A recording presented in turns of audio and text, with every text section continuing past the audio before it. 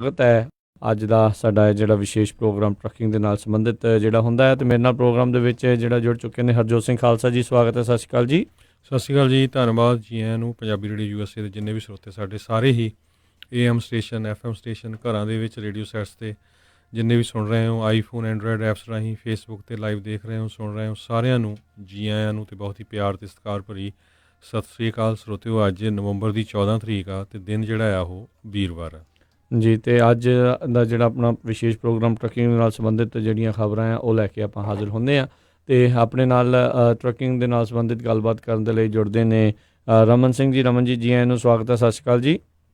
ਸਤਿ ਸ਼੍ਰੀ ਅਕਾਲ ਜੀ, ਸਾਰੇ ਸੁਣਾਉਣ ਨੂੰ ਸਤਿ ਸ਼੍ਰੀ ਅਕਾਲ ਜੀ। ਅਤੇ ਆਪਾਂ ਪਹਿਲਾਂ ਜਿਹੜੀਆਂ ਕੁਛ ਕੁ ਅਹਿਮ ਖਬਰਾਂ ਜਿਹੜੀਆਂ ਉਸ ਦੇ ਉੱਤੇ ਨਜ਼ਰ ਮਾਰਾਂਗੇ, ਫਿਰ ਉਸ ਤੋਂ ਬਾਅਦ ਦੇ ਵਿੱਚ ਟਰੱਕਿੰਗ ਦੀਆਂ ਖਬਰਾਂ ਦੇ ਨਾਲ ਜਿਹੜਾ ਆਪਾਂ ਤੁਹਾਨੂੰ ਜੋੜਾਂਗੇ। ਤੁਹਾਡੇ ਵੀ ਜੇ ਕੋਈ ਸਵਾਲ ਹੋਏ ਤਾਂ ਤੁਸੀਂ ਜਿਹੜੇ ਉਹ ਪੁੱਛ ਸਕਦੇ ਹੋ। ਸਟੂਡੀਓ ਦੇ ਵਿੱਚ ਕਾਲ ਕਰਨ ਦੇ ਲਈ ਨੰਬਰ ਰਹੇਗਾ 408 272 5200। ਅਤੇ ਪ੍ਰੋਗਰਾਮ ਸ਼ੁਰੂ ਕਰਨ ਤੋਂ ਪਹਿਲਾਂ ਸਾਡੇ ਅੱਜ ਦੇ ਸਪਾਂਸਰਸ ਉਹਨਾਂ ਦਾ ਧੰਨਵਾਦ ਕਰਦੇ ਹਾਂ, ਖਾਲਸਾ ਇੰਸ਼ੋਰੈਂਸ ਏਜੰਸੀ ਵਾਲੇ, ਜਿਨ੍ਹਾਂ ਦੇ ਕੋਲੋਂ ਤੁਸੀਂ ਹਰ ਇੱਕ ਤਰੀਕੇ ਦੀ ਇੰਸ਼ੋਰੈਂਸ ਕਰਵਾ ਸਕਦੇ ਹੋ। ਕਿਸੇ ਵੀ ਤਰੀਕੇ ਦੀ ਇੰਸ਼ੋਰੈਂਸ ਬਾਰੇ ਪਤਾ ਕਰਨ ਲਈ ਕਾਲ 408 272 2500। ਨਾਲ ਹੀ Manjit Singh, Narinder Kaur Clark Clovis, Amarjit Singh Stockton, Sucha Singh Shri Machhiwara Sahib, Amarjit Singh Bains, Satnam Singh Yuba City, Gurmeet Singh Gill Clovis, Karnail Singh Randhawa Sacramento, Balraj Singh Brar Shri Ganga Nagar, Bulla Singh Rana Yuba City, Harjit Singh Livermore, Karamjit Singh Turlock. ਇਹਨਾਂ ਸਾਰਿਆਂ ਦਾ ਬਹੁਤ ਬਹੁਤ ਧੰਨਵਾਦ। ਜੇਕਰ ਤੁਸੀਂ ਜਾਂ ਕੋਈ ਹੋਰ ਕਾਰੋਬਾਰ ਇਸ ਪ੍ਰੋਗਰਾਮ ਨੂੰ ਸਪਾਂਸਰ ਕਰਨਾ ਚਾਹੁੰਦੇ ਹੋ, ਸੰਪਰਕ ਕਰ ਸਕਦੇ ਹੋ ਨੰਬਰ 408 722 7698 ਦੇ ਉੱਤੇ। ਅਤੇ ਹਰਜੋਤ ਸਿੰਘ ਜੀ, ਖਬਰਾਂ ਦਾ ਜਿਹੜਾ ਸਿਲਸਿਲਾ ਹੈ ਉਹ ਸ਼ੁਰੂ ਕਰਦੇ ਹਾਂ। ਅਤੇ ਇੱਕ ਬੜੀ ਹੀ ਮੰਦਭਾਗੀ ਖਬਰ ਜਿਹੜੀ ਇਸ ਟਾਈਮ ਸਭ ਤੋਂ ਪਹਿਲਾਂ ਕੈਲੀਫੋਰਨੀਆ ਦੇ ਵਿੱਚੋਂ ਆ ਰਹੀ ਆ। ਦੱਖਣੀ ਕੈਲੀਫੋਰਨੀਆ ਦੇ ਇੱਕ ਹਾਈ ਸਕੂਲ ਦੇ ਵਿੱਚ, ਸੈਂਟਾ ਕਲੋਰੀਟਾ ਦੇ ਵਿੱਚ ਸੌਗਸ ਹਾਈ ਸਕੂਲ, ਉੱਥੇ ਕਹਿੰਦੇ ਤਕਰੀਬਨ ਘੰਟਾ ਕੁ ਪਹਿਲਾਂ ਸਵੇਰੇ 8 ਵਜੇ ਜਿਹੜੀ ਸ਼ੂਟਿੰਗ ਦੀ, ਸਕੂਲ ਦੇ ਵਿੱਚ ਸ਼ੂਟਿੰਗ ਦੀ ਜਿਹੜੀ ਆ ਉਹ ਖਬਰ ਆਈ ਹੈ, ਜਿਸ ਦੇ ਵਿੱਚ ਕਹਿੰਦੇ ਕਾਫੀ ਲੋਕ ਜਿਹੜੇ ਆ ਉਹ ਇੰਜਰਡ ਹੋਏ ਨੇ। ਹਾਈ ਸਕੂਲ ਦੇ ਵਿੱਚ ਇੱਕ ਵਾਰੀ ਫੇਰ ਜਿਹੜੀ ਆ ਇਹ ਸ਼ੂਟਿੰਗ ਦੀ ਘਟਨਾ ਵਾਪਰੀ ਆ। ਸੈਂਟਾ ਕਲੋਰੀਟਾ ਵੈਲੀ ਸ਼ੈਰਿਫ ਆਫਿਸ ਨੇ ਕਿਹਾ ਵੀ ਅਜੇ ਵੀ ਐਕਟਿਵ ਸ਼ੂਟਰ ਦੀ ਸਿਚੁਏਸ਼ਨ ਜਿਹੜੀ ਉਹ ਪਹਿਲਾਂ ਬਣੀ ਸੀ। ਉਹਨਾਂ ਨੇ ਲੋਕਾਂ ਨੂੰ ਅਤੇ ਜਿਹੜੇ ਸਕੂਲ, ਜਿਹੜਾ ਸੌਗਸ ਹਾਈ ਸਕੂਲ ਹੈਗਾ ਆ, ਉਸ ਦੇ ਨਜ਼ਦੀਕ ਦੇ ਨੇਬਰਹੁੱਡਸ, ਉਹਨਾਂ ਨੂੰ ਕਿਹਾ ਸੀਗਾ ਵੀ ਆਪੋ ਆਪਣੇ ਦਰਵਾਜ਼ੇ ਬੰਦ ਕਰਕੇ ਲੌਕ ਕਰਕੇ ਰੱਖੋ ਡੋਰ, ਅਤੇ ਅੰਦਰ ਹੀ ਜਿਹੜਾ ਉਹ ਰਹੋ। ਅਤੇ ਹਾਲ ਦੀ ਘੜੀ ਵੀ ਜਿਹੜੀ ਮੈਨ ਹੰਟ ਕਹਿੰਦੇ ਆ ਜਾਰੀ ਆ, ਪਰ ਜਿਹੜੀ ਹੁਣ ਐਕਟਿਵ ਸ਼ੂਟਿੰਗ ਜਿਹੜੀ ਆ ਉਹ ਹਟ ਚੁੱਕੀ ਹੋਈ ਆ। ਸੋ ਇਹ ਜਿਹੜੀ ਸਿਚੁਏਸ਼ਨ ਜਿਹੜੀ ਬਣੀ ਆ, ਅਤੇ ਉਹਨਾਂ ਨੇ ਕਿਹਾ ਇਨਫੈਕਟ ਉਹਨਾਂ ਨੇ ਲੋਕੇਟ ਕਰ ਲਿਆ ਆ ਸਸਪੈਕਟਡ ਜਿਹੜਾ ਸ਼ੂਟਰ ਆ ਉਸ ਨੂੰ ਵੀ। Los Angeles County sheriff department ਵੀ ਜਿਹੜਾ ਇਸ ਜਿਹੜੇ ਬੰਦੇ ਨੂੰ ਫੜਨ ਦੇ ਵਿੱਚ ਜਿਹੜਾ ਉਹ ਮਦਦ ਜਿਹੜੀ ਕਰ ਰਿਹਾ ਆ। ਸ਼ੈਰਿਫ ਡਿਪਾਰਟਮੈਂਟ ਨੇ ਦੱਸਿਆ ਵੀ ਇਹ ਇੱਕ ਏਸ਼ੀਅਨ ਮੇਲ ਦੱਸਿਆ ਜਾ ਰਿਹਾ, ਜਿਹੜਾ ਕਿ ਕਾਲੇ ਰੰਗ ਦੀ ਕਲੋਥਿੰਗ ਪਾ ਕੇ ਸਕੂਲ ਦੇ ਵਿੱਚ ਦਾਖਲ ਹੋਇਆ ਸੀਗਾ, ਜਿੱਥੇ ਉਸਨੇ ਅੰਨ੍ਹੇਵਾਹ ਜਿਹੜੀਆਂ ਉੱਥੇ ਗੋਲੀਆਂ ਚਲਾਈਆਂ ਸੀਗੀਆਂ। ਜੀ ਬਿਲਕੁਲ। ਸੋ 6 ਦੇ ਕਰੀਬ ਜਿਹੜੇ ਲੋਕ ਹੈਗੇ ਆ ਉਹ ਫੱਟੜ ਹੋਏ ਹੈਗੇ ਆ, ਜਿਨ੍ਹਾਂ ਦੇ ਵਿੱਚੋਂ 3 ਜਾਣੇ ਜਿਹੜੇ ਆ ਕਾਫੀ ਸੀਰੀਅਸ ਹੈਗੇ ਆ। ਇਹ ਸੈਂਟਾ ਕਲੈਰੀਟਾ ਜਿਹੜਾ ਕੈਲੀਫੋਰਨੀਆ ਆ, ਲਾਸ ਐਂਜਲਸ ਦੇ ਲਾਗੇ, ਉੱਥੇ ਜਿਹੜਾ ਹੋਇਆ ਹੈਗਾ ਆ। ਇਸ ਤੋਂ ਅਗਲੀ ਖਬਰ ਵੱਲ ਚੱਲੀਏ, ਜਿਹੜੀ ਪ੍ਰੈਜ਼ੀਡੈਂਟ ਡੋਨਲਡ ਟਰੰਪ ਦੀ ਇੰਪੀਚਮੈਂਟ ਦੀ ਹੀਅਰਿੰਗ ਆ ਉਹ ਚੱਲ ਰਹੀ ਆ। ਅਤੇ ਅੱਜ ਜਿਹੜੇ ਰਿਪਬਲਿਕਨ ਸੈਨੇਟਰਸ ਆ ਉਹਨਾਂ ਨੇ ਕਾਫੀ ਜਿਹੜੇ ਵਿਟਨੈਸ ਆ ਉਹਨਾਂ ਨੂੰ ਖਿੱਚਿਆ ਵੀ ਕਿਸ ਤਰ੍ਹਾਂ ਤੁਸੀਂ ਪ੍ਰੂਵ ਕਰ ਸਕਦੇ ਹੋ ਭਈ ਜਿਹੜਾ ਪ੍ਰੈਜ਼ੀਡੈਂਟ ਡੋਨਲਡ ਟਰੰਪ ਆ ਉਹਨਾਂ ਨੇ ਕੋਈ ਕ੍ਰਿਮੀਨਲ ਐਕਟੀਵਿਟੀ ਕੀਤੀ ਆ ਜਾਂ ਬਰਾਈਬਰੀ ਕੀਤੀ ਆ। ਸੋ ਪੂਰੇ ਜ਼ੋਰ ਸ਼ੋਰ ਦੇ ਨਾਲ ਜਿਹੜੀ ਆ ਇੰਪੀਚਮੈਂਟ ਦੀ ਹੀਅਰਿੰਗ ਜਿਹੜੀ ਆ ਉਹ ਚੱਲ ਰਹੀ ਹੈਗੀ ਆ। ਡੈਮੋਕ੍ਰੇਟਸ ਦਾ ਕਹਿਣਾ ਹੈ ਵੀ ਉਹਨਾਂ ਨੂੰ ਪੁਖਤਾ ਸਬੂਤ ਜਿਹੜੇ ਆ, ਜਿਹੜੀ ਸਟੋਰੀ ਆ, ਉਸ ਨੂੰ ਕੋਰੈਬੋਰੇਟ ਕਰਨ ਦੇ ਲਈ ਜਿਹੜੀਆਂ ਕੱਲ੍ਹ ਹੋਈਆਂ ਟੈਸਟੀਮੋਨੀਜ਼ ਉਹ ਹੁੰਦੀਆਂ ਆ।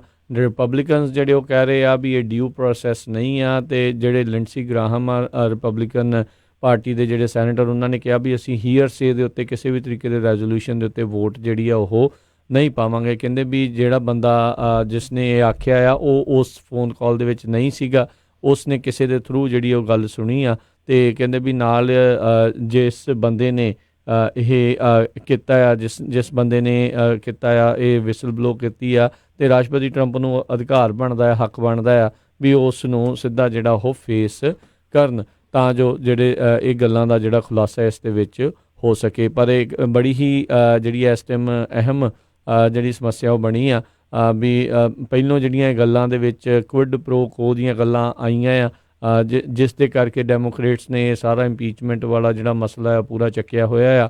ਬਾਅਦ ਦੇ ਵਿੱਚ ਇਹ ਵੀ ਗੱਲ ਜਿਹੜੀ ਉਹ ਫਿਰ ਸਾਹਮਣੇ ਨਜ਼ਰ ਜਿਹੜੇ ਰਿਪਬਲਿਕਨਸ ਆਖਦੇ ਆ ਕਹਿੰਦੇ ਇਨ ਦੀ ਐਂਡ ਕੋਈ ਇਨਵੈਸਟੀਗੇਸ਼ਨ ਉਹਨਾਂ ਨੇ ਅਨਾਊਂਸ ਨਹੀਂ ਕੀਤੀ। ਜਿਹੜੇ ਯੂਕਰੇਨ ਦੇ ਜਿਹੜੇ ਪ੍ਰੈਜ਼ੀਡੈਂਟ ਆ ਸਾਰਿਆਂ ਦੇ ਸਾਹਮਣੇ ਹੋ ਕੇ ਜਿਹੜੀ ਉਹਨਾਂ ਨੂੰ ਆਖਿਆ ਜਾ ਰਿਹਾ ਸੀਗਾ, ਪਰ ਉਹ ਫਿਰ ਬਾਅਦ ਦੇ ਵਿੱਚ ਮਿਲਟਰੀ ਏਡ ਵੀ ਉਸ ਤਰੀਕੇ ਦੇ ਨਾਲ ਚਲੇ ਗਈ। ਕਹਿੰਦੇ ਵੀ ਇਸ ਦੇ ਵਿੱਚ ਕੋਈ ਗਲਤ ਚੀਜ਼ ਜਿਹੜੀ ਉਹ ਨਹੀਂ ਹੈਗੀ। ਸੋ ਕਈ ਜਿਹੜੀਆਂ ਹਰਜੋਤ ਸਿੰਘ ਜੀ ਇਸ ਟਾਈਮ ਵੱਖ-ਵੱਖ ਵਿਚਾਰਧਾਰਾਵਾਂ ਜਿਹੜੀਆਂ ਉਹ ਸਾਹਮਣੇ ਆ ਰਹੀਆਂ ਆ, ਪਰ ਨੇਸ਼ਨ ਇਸ ਚੀਜ਼ ਦੇ ਉੱਤੇ ਹੁਣ ਉਹਨੇ ਬੇਸਿਕਲੀ ਲੋਕਾਂ ਨੇ ਪਬਲਿਕ ਰਾਏ ਜਿਹੜੀ ਆ ਉਹ ਦੇਖਦੇ ਆ ਵੀ ਕਿਸ ਤਰੀਕੇ ਦੀ ਇਸ ਪੂਰੇ ਮਸਲੇ ਦੇ ਉੱਤੇ ਬਣਦੀ ਆ।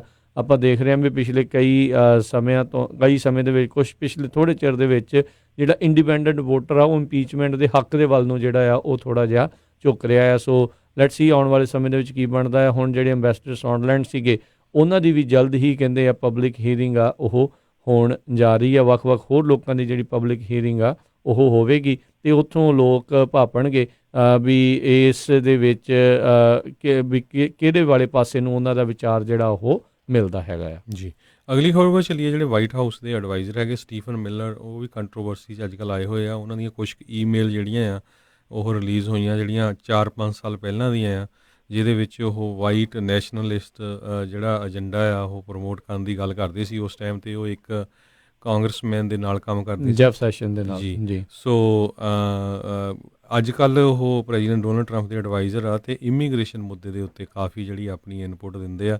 ਸੋ ਉਹਦੇ ਸੰਬੰਧ ਦੇ ਵਿੱਚ ਐਲੈਗਜ਼ੈਂਡਰੀਆ ਓਕੇਜ਼ੀਓ ਕੋਰਟੇਜ਼ ਅਤੇ ਜਿਹੜੀ ਓਮਾਰ ਹੈਗੀ ਆ, ਇਹਨਾਂ ਨੇ ਉਸ ਤੋਂ ਅਸਤੀਫੇ ਦੀ ਜਿਹੜੀ ਆ ਮੰਗ ਕੀਤੀ ਆ।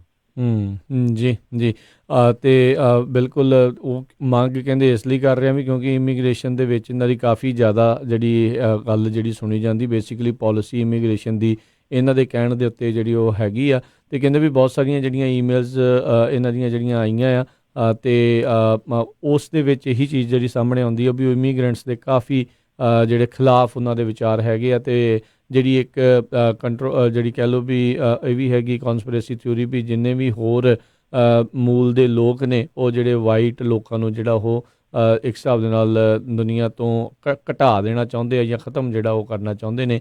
ਇਹ ਉਹ ਵੀ ਗੱਲਾਂ ਨੂੰ ਜਿਹੜਾ ਇਹ ਇਹਨਾਂ ਦੀਆਂ ਈਮੇਲਸ ਦੇ ਵਿੱਚ ਜਿਹੜੀਆਂ ਕਿਤਾਬਾਂ ਉਹਨਾਂ ਪ੍ਰਮੋਟ ਕਰਦੇ ਆ ਉਸ ਦੇ ਵਿੱਚੋਂ ਆਈਆਂ। ਬ੍ਰੇਟਬਾਰਟ ਦੀ ਹੀ ਇੱਕ ਬਾਅਦ ਦੇ ਵਿੱਚ ਰਿਪੋਰਟਰ ਆ, ਉਸ ਨੇ ਇਹ ਈਮੇਲਾਂ ਜਿਹੜੀਆਂ ਆ ਉਹ ਸਾਹਮਣੇ ਲਿਆਂਦੀਆਂ ਸੀਗੀਆਂ, ਜਦੋਂ ਉਹਨਾਂ ਦੇ ਕਹਿਣ ਦੇ ਉੱਤੇ ਕਹਿੰਦੇ ਆ ਇਹ ਵੀ ਇਸ ਦੇ ਵਿੱਚ ਇਹਨਾਂ ਦੇ ਉੱਤੇ ਕਥਿਤ ਦੋਸ਼ ਨੇ ਵੀ ਵੀ ਸਟੀਵਨ ਮਿਲਰ ਦੇ ਕਹਿਣ ਦੇ ਉੱਤੇ ਹੀ ਜਿਹੜਾ ਬ੍ਰੇਟਬਾਰਟ ਆ ਉਹ ਆਪਣੇ ਬਹੁਤ ਸਾਰੀਆਂ ਖਬਰਾਂ ਆ ਉਹ ਲਿਖਦੇ ਹੁੰਦੇ ਸੀਗੇ। ਸੋ ਇਹ ਕਾਫੀ ਇਸ ਟਾਈਮ ਚੌਂਚ ਫੇਰਿਓ ਜਿਹੜੇ ਟਰੰਪ ਪ੍ਰਸ਼ਾਸਨ ਅਤੇ ਉਹਨਾਂ ਦੇ ਜਿਹੜੇ ਬੰਦੇ ਆ ਕਈ ਥਾਵਾਂ ਦੇ ਵਿੱਚ ਇੱਦਾਂ ਘਿਰ ਰਹੇ ਨੇ। ਜੀ, ਸੋ ਆਪਾਂ ਜਿਹੜੀ ਆ ਹੁਣ ਟਰੱਕਿੰਗ ਵੱਲ ਚੱਲਦੇ ਹੈਗੇ ਆ। ਜੀ ਬਿਲਕੁਲ, ਅਤੇ ਉਸ ਤੋਂ ਪਹਿਲਾਂ ਦੱਸਦੇ ਜਾਈਏ ਵੀ ਜਿਹੜੀ ਡੈਮੋਕ੍ਰੇਟ ਪ੍ਰੈਜ਼ੀਡੈਂਸ਼ੀਅਲ ਕੈਂਪੇਨ ਦੇ ਵਿੱਚ ਇੱਕ ਹੋਰ ਬੰਦੇ ਨੇ ਜਿਹੜੀ ਛਾਲ ਮਾਰ ਲਈ ਆ।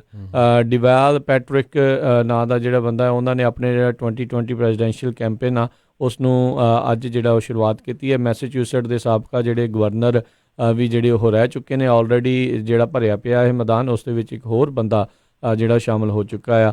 ਆਇਓਵਾ ਦੇ ਵਿੱਚ 3 ਮਹੀਨਿਆਂ ਬਾਅਦ ਪਹਿਲੀ ਕਾਕਸ ਜਿਹੜੀ ਹੈ ਡੈਮੋਕ੍ਰੇਟ ਪ੍ਰਾਇਮਰੀਜ਼ ਦੇ ਲਈ ਇਹ ਜਿਹੜੀ ਉਹ ਹੋਣ ਜਾ ਰਹੀ ਆ। ਉਸ ਤੋਂ ਬਾਅਦ ਦੇ ਵਿੱਚ ਨਿਊ ਹੈਮਸ਼ਾਇਰ ਦੇ ਵਿੱਚ ਜਿਹੜੀ ਉਹ ਪ੍ਰਾਇਮਰੀ ਜਿਹੜੀ ਹੋਣੀ ਆ। ਸੋ ਇੰਨੀ ਲੇਟ ਜਿਹੜੀ ਉਹਨਾਂ ਨੇ ਛਾਲ ਮਾਰੀ ਆ। ਸੋ ਦੇਖਦੇ ਆ ਵੀ ਇਸ ਦਾ ਕੋਈ ਅਸਰ ਜਿਹੜਾ ਉਹ ਹੋਵੇਗਾ ਜਾਂ ਨਹੀਂ। ਹਾਲ ਦੀ ਘੜੀ ਤਾਂ ਇਹਨਾਂ ਦਾ ਨਾਮ ਜਿਹੜਾ ਕਿਸੇ ਨੂੰ ਬਹੁਤਿਆਂ ਨੂੰ ਪਤਾ ਨਹੀਂ ਹੋਊਗਾ।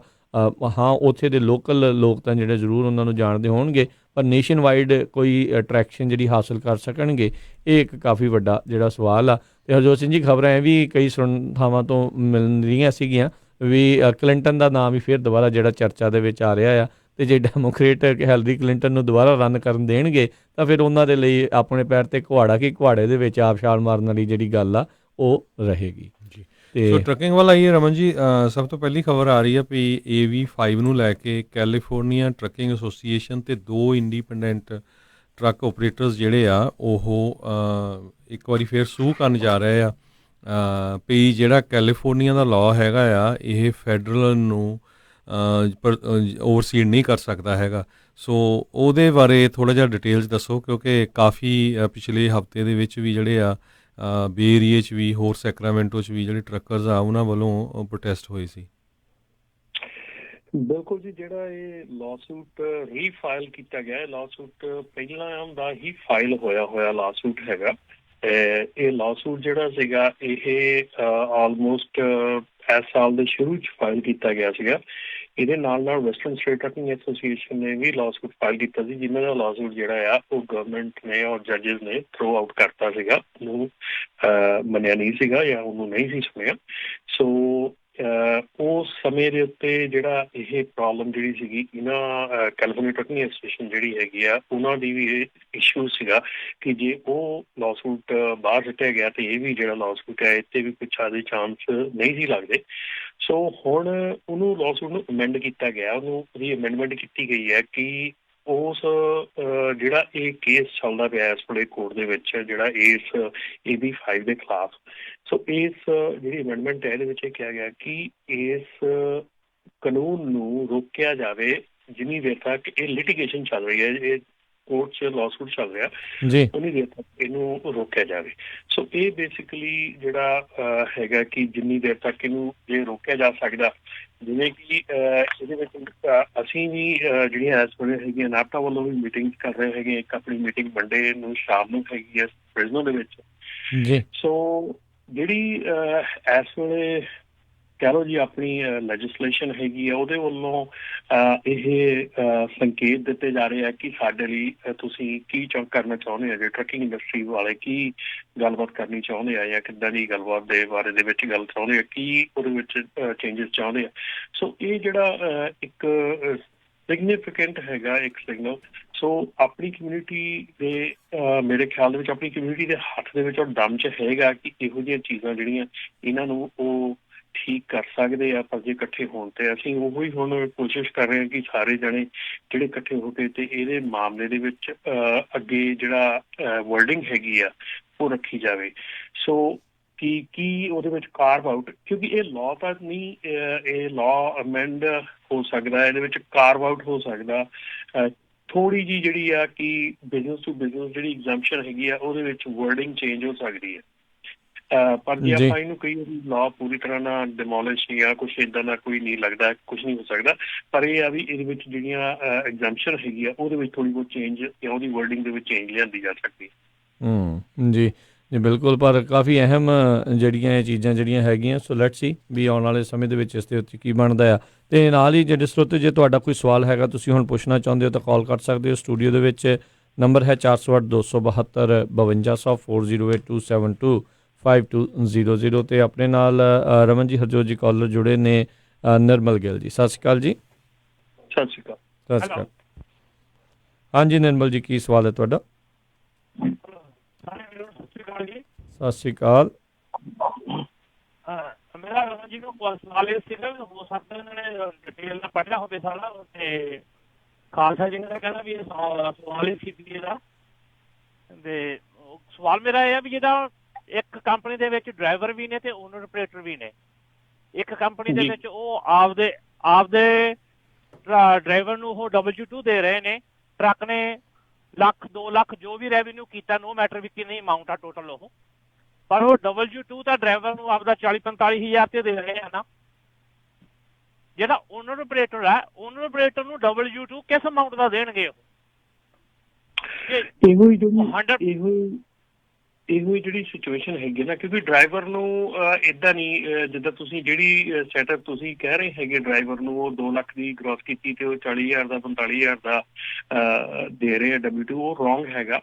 ਉਹਨਾਂ ਨੂੰ ਉਹਦੇ ਮਾਈਲੇਜ ਦੇ ਹਿਸਾਬ ਦੇ ਨਾਲ ਉਹਦੀ ਜਿਹੜੀ ਪੇ ਬਣਦੀ ਆ ਉਹਦੇ ਹਿਸਾਬ ਦੇ ਨਾਲ ਉਹਨੂੰ W2 ਦੇਣਾ ਪੈਣਾ ਹੈ, ਨਾ ਕਿ ਗ੍ਰੋਸ ਦੇ ਹਿਸਾਬ ਦੇ ਨਾਲ। ਸੋ ਉਹ ਵੀ ਇੱਕ ਗਲਤ ਤਰੀਕਾ ਹੈਗਾ, ਜਿਵੇਂ ਕਿ ਕਈ ਕੰਪਨੀਆਂ ਕਰਦੀਆਂ ਹੈਗੀਆਂ ਕਿ ਉਹਨਾਂ ਨੇ ਉਹ ਲੀਸ ਆਊਟ ਕੀਤੇ ਟਰੱਕ ਔਰ ਉਹਨਾਂ ਨੂੰ ਉਹਦੇ ਗ੍ਰੋਸ ਦੇ ਹਿਸਾਬ ਨਾਲ W2 48,000 ਦਾ 50,000 ਦਾ ਬਣਾ ਕੇ ਦੇ ਰਹੇ ਆ। That is wrong. Owner operator ਨੂੰ ਇਸ ਵੇਲੇ ਇਹੋ ਹੀ ਸਾਡੀ ਜਿਹੜੀ ਖਾਸ ਕਰਕੇ ਮੰਗ ਹੈਗੀ ਹੈ, ਜਾਂ ਇਹੋ ਹੀ ਸਾਡੀ ਜਿਹੜੀ ਖਿੱਚ ਹੈਗੀ ਆ ਕਿ ਜਿਹੜਾ ਇੱਕ ਓਨਰ ਆਪਰੇਟਰ ਹੈਗਾ ਜਿਹੜਾ ਕਿ ਐਕਚੁਅਲ ਦੇ ਵਿੱਚ ਰੀਅਲ ਦੇ ਵਿੱਚ ਟਰੱਕ ਜਿਹੜਾ ਉਹਦਾ ਆਪਣਾ ਹੈਗਾ ਔਰ ਉਹ ਆਪਣੀ ਸਾਰਾ ਕੁਛ ਕਰਕੇ ਚੱਲ ਰਿਹਾ ਹੈਗਾ, ਉਹਨੂੰ ਤੁਸੀਂ ਕਿਸ ਹਿਸਾਬ ਦੇ ਨਾਲ W2 ਇਸ਼ੂ ਕਰ ਸਕਦੇ ਆ। ਜੇ 2 ਲੱਖ ਦੀ ਉਹਦੇ ਗ੍ਰੋਸ ਕੀਤੀ ਹੈਗੀ ਹੈ, 2.5 ਲੱਖ ਦੀ ਗ੍ਰੋਸ ਕੀਤੀ ਹੈ, ਤੇ ਉਹਨੂੰ W2 ਇਸ਼ੂ ਨਹੀਂ ਹੋ ਸਕਦਾ। Very hard to do. So ਉਹ ਜਿਹੜੀ ਇਹਨੂੰ ਇੰਪਲੀਮੈਂਟੇਸ਼ਨ ਹੈ ਜਿਹੜੀ ਇਹਦੀ ਲਾਗੂ ਨਹੀਂ ਹੁੰਦਾ ਕਿਸੇ ਹਿਸਾਬ ਨਾਲ। ਇਹੋ ਹੀ ਜਿਹੜੀ ਆਪਣੀ ਫਾਈਟ ਹੈਗੀ ਕਿ ਜਿਹੜੀ ਬਿਜ਼ਨਸ ਟੂ ਬਿਜ਼ਨਸ ਐਗਜ਼ੈਂਪਸ਼ਨ ਹੈਗੀ ਆ ਉਹਦੇ ਵਿੱਚ ਕਲੀਅਰ ਕੀਤਾ ਜਾਵੇ ਵੀ ਇਹ ਕਿੱਦਾਂ ਕੀਤਾ ਜਾਊਗਾ। ਜੀ ਜੀ ਬਿਲਕੁਲ। ਕਾਫੀ ਜਿਹੜੇ ਉਹਨਾਂ ਨੇ ਇਹ ਕਿਹਾ ਕਿ ਬਿਜ਼ਨਸ ਉਹ ਨਹੀਂ ਕਿਉਂਕਿ ਉਹ ਕਿਸੇ ਹਿਸਾਬ ਨਾਲ ਠੀਕ ਨਹੀਂ ਬੈਠਦੀ ਹੈਗੀ। ਸੋ ਇਹਨੂੰ ਕਹਿ ਲਓ IRS ਦਾ ਜਿਹੜਾ ਕੋਡ ਹੈਗਾ ਉਹਦੇ ਮੁਤਾਬਕ ਵੀ ਇਹ ਠੀਕ ਨਹੀਂ ਬੈਠਦਾ ਹੈਗਾ। EDD ਦੇ ਕੋਡ ਦੇ ਮੁਤਾਬਕ ਵੀ ਠੀਕ ਨਹੀਂ ਬੈਠਦਾ ਹੈਗਾ। ਈਵਨ DMV ਦੇ ਵਿੱਚ ਤੁਹਾਨੂੰ ਜਦੋਂ ਤੁਸੀਂ ਪਲੇਟਾਂ ਲੈਂਗੇ ਸਾਰਾ ਕੁਝ ਲੈਂਦੇ ਆ they treat you as a independent owner operator. ਥੋੜਾ ਜਿਹੀ ਇੱਕ ਡੈਫੀਨੇਸ਼ਨ ਔਰ ਉਹਦੇ ਮੁਤਾਬਕ ਇਹ ਠੀਕ ਨਹੀਂ ਬੈਠਦਾ। ਜੀ ਜੀ, ਥੈਂਕ ਯੂ ਨਿਰਮਲ ਜੀ ਸਵਾਲ ਦੇ ਲਈ। ਥੈਂਕ ਯੂ ਜੀ। ਜੀ ਅਗਲੇ ਕਾਲਰ ਨੇ ਗੁਰਨਾਮ ਜੀ। ਸਤਿ ਸ਼੍ਰੀ ਅਕਾਲ ਜੀ। ਸਤਿ ਸ੍ਰੀ ਅਕਾਲ ਵੀਰ ਜੀ, ਆਪ ਜੀ ਨੂੰ ਤੇ ਸੁਣਨ ਵਾਲਿਆਂ ਨੂੰ ਸਤਿ ਸ੍ਰੀ ਅਕਾਲ ਜੀ। ਸਤਿ ਸ਼੍ਰੀ ਅਕਾਲ। ਵੀਰ ਜੀ ਲਾਭ ਬੁੱਕ ਬਾਰੇ ਮੈਂ ਕੱਲ ਵੀ ਸਕੇਲ ਤੇ ਪੁੱਛਿਆ ਤੇ ਲਾਸਟ ਵੀਕ ਵੀ ਪੁੱਛਿਆ ਸਕੇਲ ਤੇ। ਇਹ ਹਲੇ ਗੰਦਲਾ ਜਿਹਾ ਪ੍ਰੋਗਰਾਮ ਆ, ਕੋਈ ਸਮਝ ਲੱਗੀ ਨਹੀਂ ਵੀ ਇਲੈਕਟ੍ਰੋਨਿਕ ਲਾਭ ਬੁੱਕ ਆ ਰਹੀ ਆ ਕਿ ਨਹੀਂ ਆ ਰਹੀ। ਕਿਉਂਕਿ ਮੇਰੀ 4-5 ਬੰਦਿਆਂ ਨਾਲ ਗੱਲ ਹੋ ਚੁੱਕੀ DOT ਵਾਲੇ ਨਾਲ, ਮੈਨੂੰ ਬਹੁਤ ਤਕੜੀ ਕਨਫਿਊਜ਼ਨ ਆ। ਉਹ ਕਹਿੰਦੇ ਸਾਨੂੰ ਆਪ ਨਹੀਂ ਪਤਾ ਇਹ ਕਿਵੇਂ ਹੋ ਰਿਹਾ, ਇਹ ਨਹੀਂ ਕੋਈ ਸਮਝ ਲੱਗ ਰਹੀ। ਬਲੀਵ ਕਰਿਓ 2 ਵਾਰੀ ਇੰਸਪੈਕਸ਼ਨ ਕਰਾ ਚੁੱਕਾ 2 ਵੀਕਾਂ ਦੇ ਵਿੱਚ ਜੀ, ਪਰ ਉਹ ਕਹਿੰਦੇ ਸਾਨੂੰ ਖੁਦ ਹੀ ਨਹੀਂ ਪਤਾ ਵੀ ਇਹ ਕੀ ਹੋ ਰਿਹਾ ਵਾ, ਵੀ ਆਉਣੀ ਆ ਕਿ ਨਹੀਂ ਆਉਣੀ। ਕਿਹੜੀ ਸਟੇਟ ਤੋਂ ਤੁਸੀਂ ਕਰਵਾਈ ਇੰਸਪੈਕਸ਼ਨ? ਮੈਂ ਅਰਕਾਨਸਾਸ ਤੋਂ ਜੀ। ਫਿਰ ਉਹ ਉਹਨਾਂ ਨੂੰ ਥੋੜਾ ਬਹੁਤ ਆਪਣੀ ਜਾ ਕੇ ਪਿੱਛੇ ਫੈਡਰਲ ਗਵਰਨਮੈਂਟ ਦੇ ਵਿੱਚ ਉਹਨਾਂ ਨੂੰ ਆਪਣੀ ਪੁੱਛਗਿੱਛ ਕਰਨੀ ਪਊਗੀ। ਇਹ ਆ ਰਹੀ ਹੈ ਜੀ, ਇਹਦੇ 'ਚ ਕੋਈ ਇਫ ਐਂਡ ਬਟ ਨਹੀਂ ਹੈਗਾ, ਕੋਈ ਕਿੰਤੂ ਪਰੰਤੂ ਨਹੀਂ ਹੈਗਾ। ਕੋਈ ਇੱਕ ਬੰਦੇ ਨੂੰ ਉੱਥੇ ਬੈਠਾ ਜਿਹੜਾ ਕੰਮ ਕਰਦਾ ਉਹਨੂੰ ਨਹੀਂ ਪਤਾ ਹੈਗਾ ਤੇ ਦੈਟਸ ਅ ਡਿਫਰੈਂਟ ਸਟੋਰੀ। ਪਰ ਐਜ਼ ਅ ਫੈਡਰਲ ਲਾਅ ਇਹ ਦਸੰਬਰ 16, 2019 ਨੂੰ AOBRD ਜਿਹੜੀ ਆ ਉਹ ERD 'ਚ ਪਰਮਾਨੈਂਟ ਚੇਂਜ ਹੋ ਰਹੀ ਆ। ਇਹ ਸੈਡ ਐਂਡ ਡਨ ਹੈਗਾ, ਇਹਦੇ ਵਿੱਚ ਕੋਈ ਇਫਸ ਐਂਡ ਬਟਸ ਨਹੀਂ ਹੈਗੇ ਜਾਂ ਕੋਈ ਕਿੰਤੂ ਪਰੰਤੂ ਨਹੀਂ ਹੈਗੇ। ਅੱਛਾ, ਸੈਕੰਡ ਕੁਐਸਚਨ ਮੇਰਾ ਇਹ ਹੈ ਜੀ ਜੀ ਕਿ ਜਿਹੜਾ ਟਰੱਕ ਆਪਣਾ ਵਾ ਤੇ ਕਿਸੇ ਕੰਪਨੀ ਦੇ ਸਾਈਨ ਲੱਗਿਆ ਕਿ ਉਹਨੂੰ ਵੀ 1099 ਮਿਲੂਗਾ ਜਾਂ W2 ਕਿਵੇਂ ਹੋਊਗਾ ਜੀ? ਉਹਨੂੰ W2 ਹੈ ਜੀ ਐਜ਼ ਵੈਲ ਅਕੋਰਡਿੰਗ ਟੂ ਦਮ। ਜੋ ਪਰ ਇਹ ਕੈਲੀਫੋਰਨੀਆ ਚ ਆ, ਤੁਹਾਡੇ ਅਰਕਾਨਸਾਸ ਦੇ ਵਿੱਚ ਨਹੀਂ ਹਜੇ ਮੈਨੂੰ। ਨਹੀਂ ਮੈਂ ਕੈਲੀਫੋਰਨੀਆ ਤੋਂ ਹੀ ਜੀ, ਮੈਂ ਕੈਲੀਫੋਰਨੀਆ ਪਰ ਕੰਪਨੀ ਮੇਰੀ ਬਾਹਰ ਦੀ ਆ। ਅੱਛਾ ਜੀ, ਹਾਂਜੀ ਜਾਂ ਫਿਰ ਤਾਂ ਹੋਣਾ ਹੀ ਆ। ਹਾਂਜੀ ਜੀ, ਹੁਣ ਇਹਦੇ ਸਿਲਸਿਲੇ 'ਚ ਮੈਂ ਤੁਹਾਨੂੰ ਇੱਕ ਗੱਲ ਹੋਰ ਦੱਸਦਾ ਕਿ ਪਿਛਲੇ ਇਸ ਵੀਕ ਦੇ ਵਿੱਚ ਜਿਹੜੀ ਲੈਂਡਸਟਾਰ ਕੰਪਨੀ ਹੈਗੀ ਆ ਉਹਨੇ ਵੀ ਕਿਉਂਕਿ ਉਹ ਕੰਪਨੀ ਫਲੋਰੀਡਾ ਦੀ ਹੈਗੀ ਆ ਲੈਂਡਸਟਾਰ, ਸੋ ਉਹਦੇ ਜਿਹੜੇ ਓਨਰ ਆਪਰੇਟਰ ਹੈਗੇ ਆ ਉਹ ਕੈਲੀਫੋਰਨੀਆ 'ਚ ਹੈਗੇ ਆ। ਜੀ, ਸੋ ਉਹਨਾਂ ਨੇ ਵੀ ਆਪਣੇ ਓਨਰ ਆਪਰੇਟਰਸ ਨੂੰ ਇਹ ਗੱਲ ਕਹਿਤੀ ਹੈ ਕਿ ਜਾਂ ਤਾਂ ਤੁਸੀਂ ਸਟੇਟ 'ਚੋਂ ਮੂਵ ਕਰ ਜਾਓ। ਉਹ ਤਾਂ ਈਵਨ $5000 ਤੱਕ ਪੇ ਵੀ ਕਰ ਰਹੇ ਆ ਲੋਕਾਂ ਨੂੰ ਕਿ ਜੇ ਮੂਵ ਕਰਨ ਦਾ ਤੁਹਾਨੂੰ ਹੈਲਪ ਚਾਹੀਦੀ ਹੈ $5000 ਪੇ ਕਰਦੇ ਆ, ਤੁਸੀਂ ਮੂਵ ਕਰ ਜਾਓ ਬਾਹਰ ਆਣ ਕੇ ਆਪਣੀ ਕੰਪਨੀ ਖੋਲ ਕੇ ਤੇ ਤੁਸੀਂ ਸਾਡੇ ਨਾਲ ਕੰਮ ਕਰ ਸਕਦੇ ਆ। ਪਰ ਜੇ ਕੈਲੀਫੋਰਨੀਆ 'ਚ ਰਹਿਣਾ ਹੈ ਉਹਦੇ ਲਈ ਉਹ ਕਹਿੰਦੇ ਕਿ ਜਾਂ ਤਾਂ ਤੁਸੀਂ ਸਾਡੇ ਡਰਾਈਵਰ ਬਣ ਜਾਓ ਤੇ ਜਾਂ ਫਿਰ ਦੂਸਰਾ ਕੰਮ ਲੱਭ ਲਓ। ਸੋ ਇਹ ਜਿਹੜੀਆਂ ਬਾਹਰਲੀਆਂ ਕੰਪਨੀਆਂ ਹੈਗੀਆਂ ਉਹਨਾਂ ਦੀ ਸਿਚੁਏਸ਼ਨ ਇਹ ਖੜੀ ਹੋ ਰਹੀ ਹੈ। ਥੋੜੇ ਇੱਕ ਇੱਕ ਕਰਕੇ ਇਹਦੇ ਵਿੱਚ ਕੰਪਨੀਆਂ ਐਡ ਹੋ ਰਹੀਆਂ। ਪਹਿਲਾਂ ਸਵਿਫਟ ਸੀਗੀ, ਨਾਈਟ ਟਰਾਂਸਪੋਰਟ ਸੀਗੀ, ਹੁਣ ਲੈਂਡਸਟਾਰ ਹੋ ਗਈ। ਸੋ ਇੱਕ ਇੱਕ ਕਰਕੇ ਇਹ ਕੰਪਨੀਆਂ ਐਡ ਹੋ ਰਹੀਆਂ ਜਿਹੜੀਆਂ ਕਿ ਕੰਪਨੀਆਂ ਇਸ ਲਾਅ ਸੂਟ ਦੇ ਪਛੜੇ 'ਚ ਨਹੀਂ ਪੈਣੀਆਂ ਚਾਹੁੰਦੀਆਂ। ਸੋ ਉਹ ਆਲ ਟੂਗੈਦਰ ਕੈਲੀਫੋਰਨੀਆ ਤੋਂ ਓਨਰ ਆਪਰੇਟਰ ਹਾਇਰ ਕਰਨ ਤੋਂ ਜਿਹੜਾ ਆ ਉਹ ਪੱਲਾ ਖਿੱਚ ਰਹੀਆਂ। ਜੀ ਰਮਨ ਸਿੰਘ ਜੀ, ਤੁਹਾਨੂੰ ਇੱਕ ਕੁਐਸਚਨ ਮੇਰਾ ਥੋੜਾ ਜਿਹਾ ਹੋਰ, ਇਹ ਕਿਹੜੇ ਜੀਅਰ ਤੱਕ ਕੈਲੀਫੋਰਨੀਆ ਟਰੱਕ ਬੰਦ ਕਰਨ ਜਾ ਰਹੀ ਹੈ ਜੀ? ਕਿਹੜੇ ਜੀਅਰ ਤੱਕ?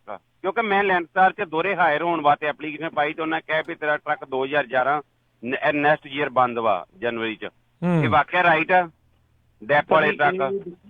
ਹਾਂਜੀ, ਇਹ ਦੇਖੋ ਜੀ, ਇਹ ਤੁਹਾਡਾ ਜਿਹੜਾ ਟਰੱਕ ਹੈਗਾ ਆ ਉਹ ਮਸਟ ਹੈਗਾ ਆ ਤੁਹਾਡੇ ਕਾਰ ਦੇ ਨਾਲ ਰਜਿਸਟਰ ਹੋਣਾ ਜਾਂ ਹੋਣਾ ਚਾਹੀਦਾ।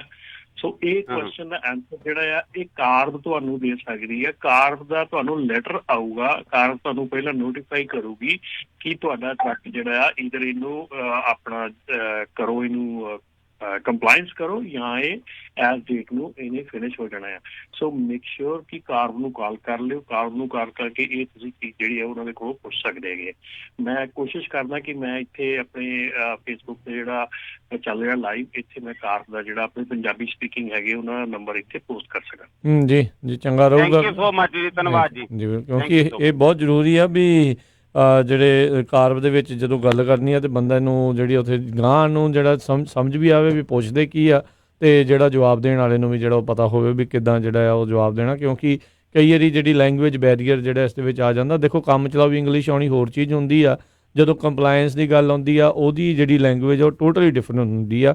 ਜਿਹੜੀ ਓਫੀਸ਼ੀਅਲ ਹੁੰਦੀ ਆ ਉਹਦੇ ਵਿੱਚ ਕਈ ਵਾਰੀ ਬਹੁਤ ਭੰਬਲ ਭੁੱਸੇ ਭੁਲੇਖੇ ਜਿਹੜੇ ਇਸ ਦੇ ਵਿੱਚ ਉਹ ਪੈ ਜਾਂਦੇ ਨੇ। ਸੋ ਇਹ ਬਹੁਤ ਜ਼ਰੂਰੀ ਹੈਗਾ ਆ। ਤੇ ਬਾਕੀ ਜਦੋਂ ਕਾਰਪ ਵਗੈਰਾ ਜਾਂ ਇਦਾਂ ਦੀਆਂ ਕੋਈ ਸੈਮੀਨਾਰ ਵਗੈਰਾ ਹੁੰਦੇ ਆ, ਸੋ ਆਪਣੇ ਜਿਹੜੇ ਟਰੱਕਰਸ ਆ ਉਹਨਾਂ ਨੂੰ ਅਸੀਂ ਬੇਨਤੀ ਵੀ ਕਰਦੇ ਹਾਂ, ਭਾਈ ਜਾਇਆ ਕਰੋ, ਦੇਖਿਆ ਕਰੋ, ਸਵਾਲ ਉਹਨਾਂ ਨੂੰ ਪੁੱਛਿਆ ਕਰੋ। ਇੱਦਾਂ ਦੇ ਬਹੁਤ ਸਾਰੇ ਜਿਹੜੇ ਸਵਾਲ ਆ ਉਹ ਤੁਹਾਨੂੰ, ਕਿਉਂਕਿ ਅਧਿਕਾਰੀ ਨੇ ਉਹਨਾਂ ਦੇ, ਤੇ ਉਹ ਤੁਹਾਨੂੰ ਜਿਹੜੇ ਸਹੀ ਜਵਾਬ ਜਿਹੜੇ ਉਸ ਦੇ ਵਿੱਚ ਜਿਹੜੇ ਤੁਹਾਨੂੰ ਮਿਲ ਸਕਦੇ ਆ। ਤੇ ਬਾਕੀ ਕਾਰਪ ਵਾਲਿਆਂ ਨੂੰ ਤੁਸੀਂ ਖੁਦ ਵੀ ਉਹਨਾਂ ਦੇ ਨਾਲ ਕੰਟੈਕਟ ਵੀ ਜਿਹੜਾ ਉਹ ਜ਼ਰੂਰ ਕਰ ਸਕਦੇ ਹੈਗੇ ਆ। ਸੋ ਜੀ ਸੋ ਬਿਲਕੁਲ ਜਿਸ ਤਰ੍ਹਾਂ ਰਮਨ ਜੀ ਨੇ ਦੱਸਿਆ ਸੀ ਨਾ ਵੀ ਲੈਂਡ ਸਟਾਰ ਜਿਹੜੀ ਕੰਪਨੀ ਹੈਗੀ ਆ, ਉਹਨਾਂ ਦੇ 10,000 ਤੋਂ ਵੱਧ ਓਨਰ ਆਪਰੇਟਰ ਆ, ਅਤੇ ਕਾਫੀ 100 ਦੀ ਗਿਣਤੀ ਦੇ ਵਿੱਚ ਜਿਹੜੇ ਆ ਉਹ ਕੰਟਰੈਕਟਰ ਸੀ ਕੈਲੀਫੋਰਨੀਆ ਦੇ। ਉਹਨਾਂ ਸਾਰਿਆਂ ਨੂੰ ਨਵੰਬਰ 4 ਨੂੰ ਜਿਹੜਾ ਆ ਉਹ ਲੈਟਰ ਸੈਂਡ ਕਰ ਦਿੱਤਾ ਵੀ ਜਾਂ ਤਾਂ ਤੁਸੀਂ ਐਜ਼ ਏ EMPLOYEE ਸਾਡੇ ਨਾਲ ਕੰਮ ਕਰੋ, ਅਤੇ ਜਾਂ ਫਿਰ ਤੁਸੀਂ ਜਿਹੜਾ ਆਪਣਾ ਆਪਰੇਸ਼ਨ ਆ ਉਹ ਕੈਲੀਫੋਰਨੀਆ ਤੋਂ ਮੂਵ ਆਊਟ ਕਰੋ। ਉਹ ਕਹਿੰਦੇ ਵੀ ਅਸੀਂ ਕੈਲੀਫੋਰਨੀਆ ਦੇ ਲਾ ਦੇ ਨਾਲ ਕਿਸੇ ਤਰ੍ਹਾਂ ਦਾ ਕੋਈ ਪੰਗਾ ਨਹੀਂ ਲੈਣਾ ਚਾਹੁੰਦੇ, ਅਤੇ ਬਿਲਕੁਲ ਜਿਹੜਾ AV5 ਦੇ ਤਹਿਤ ਜਿਹੜਾ ਲਾ ਆ ਉਹ 1 ਜਨਵਰੀ ਨੂੰ ਜਿਹੜਾ ਸ਼ੁਰੂ ਹੋ ਰਿਹਾ ਹੈਗਾ।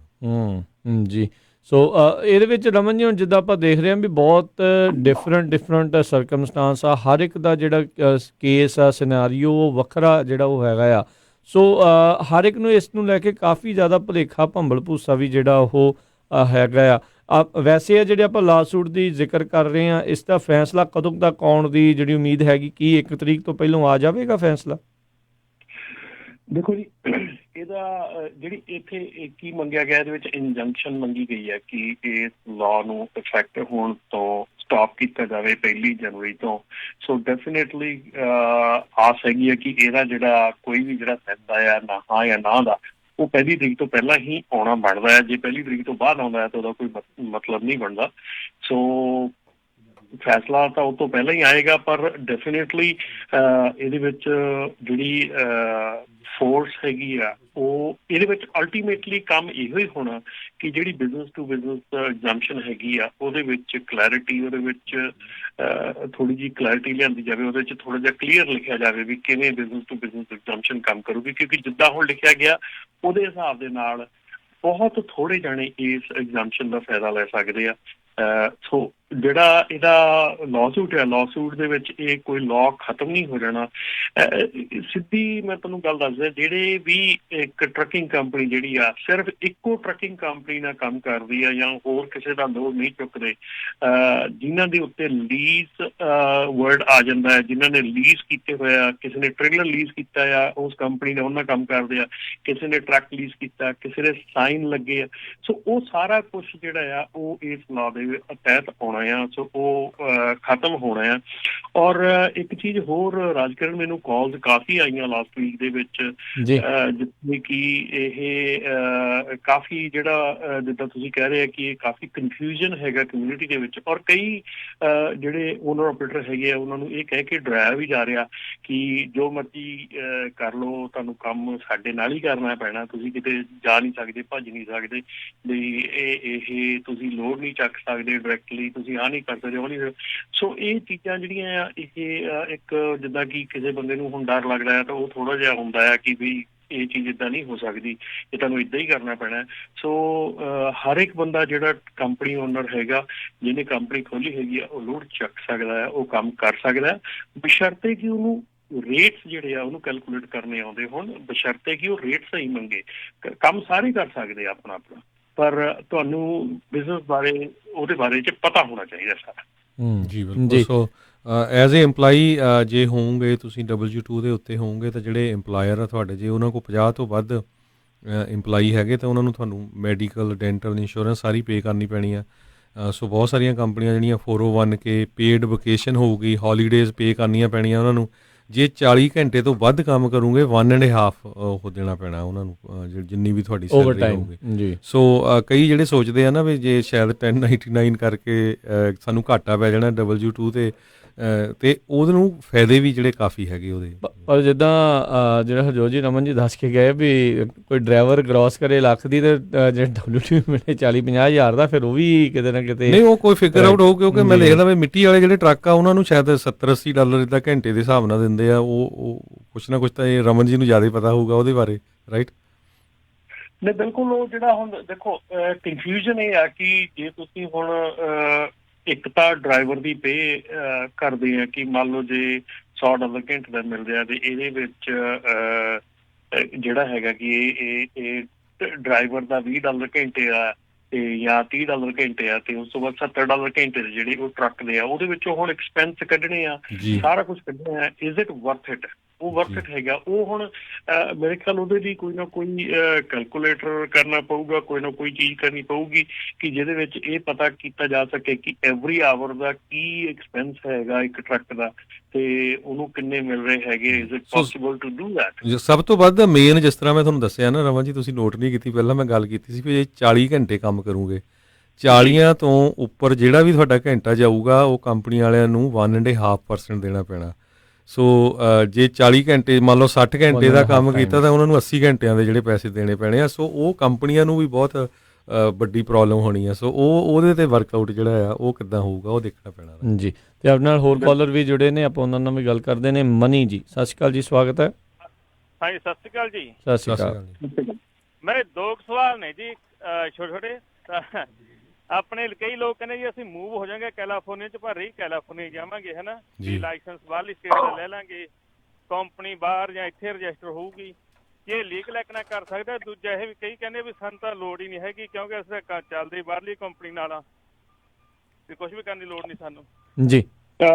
ਦੇਖੋ ਜੀ, ਇਹਦੇ ਵਿੱਚ ਤੁਸੀਂ ਜਿੱਦਾਂ ਹੁਣ ਅੱਜ ਮੈਂ ਲੈਂਡਸਟਾਰ ਦੀ ਐਗਜ਼ਾਮਪਲ ਦੇਣਾ। ਲੈਂਡਸਟਾਰ ਨੇ ਜਿਹੜਾ ਵਿੱਚ ਮੂਵ ਕੀਤਾ ਆ ਜਾਂ ਇਹ ਮੂਵ ਆਇਆ ਲੈਂਡਸਟਾਰ ਦਾ ਕਿ ਤੁਸੀਂ ਇੱਥੋਂ ਆਊਟਸਾਈਡ ਮੂਵ ਕਰ ਜਾਓ, ਉਹਨਾਂ ਨੇ 2-3 ਤੁਹਾਡੀਆਂ ਕੰਡੀਸ਼ਨਾਂ ਰੱਖੀਆਂ ਕਿ ਤੁਹਾਡਾ ਫਿਜ਼ੀਕਲ ਐਡਰੈਸ, ਤੁਹਾਡਾ ਡਰਾਈਵਰ ਲਾਇਸੈਂਸ ਜਿਹੜਾ ਕੈਲੀਫੋਰਨੀਆ ਦਾ ਨਹੀਂ ਹੋਣਾ ਚਾਹੀਦਾ ਜੀ, ਉਹਦੇ ਪ੍ਰੂਫ ਚਾਹੀਦੇ ਉਹਨਾਂ ਨੂੰ ਕਿ ਤੁਹਾਡਾ ਲਾਇਸੈਂਸ ਤੁਸੀਂ ਚੇਂਜ ਕਰਵਾ ਲਿਆ ਜਿਹੜੀ ਸਟੇਟ 'ਚ ਮੂਵ ਹੋਇਆ।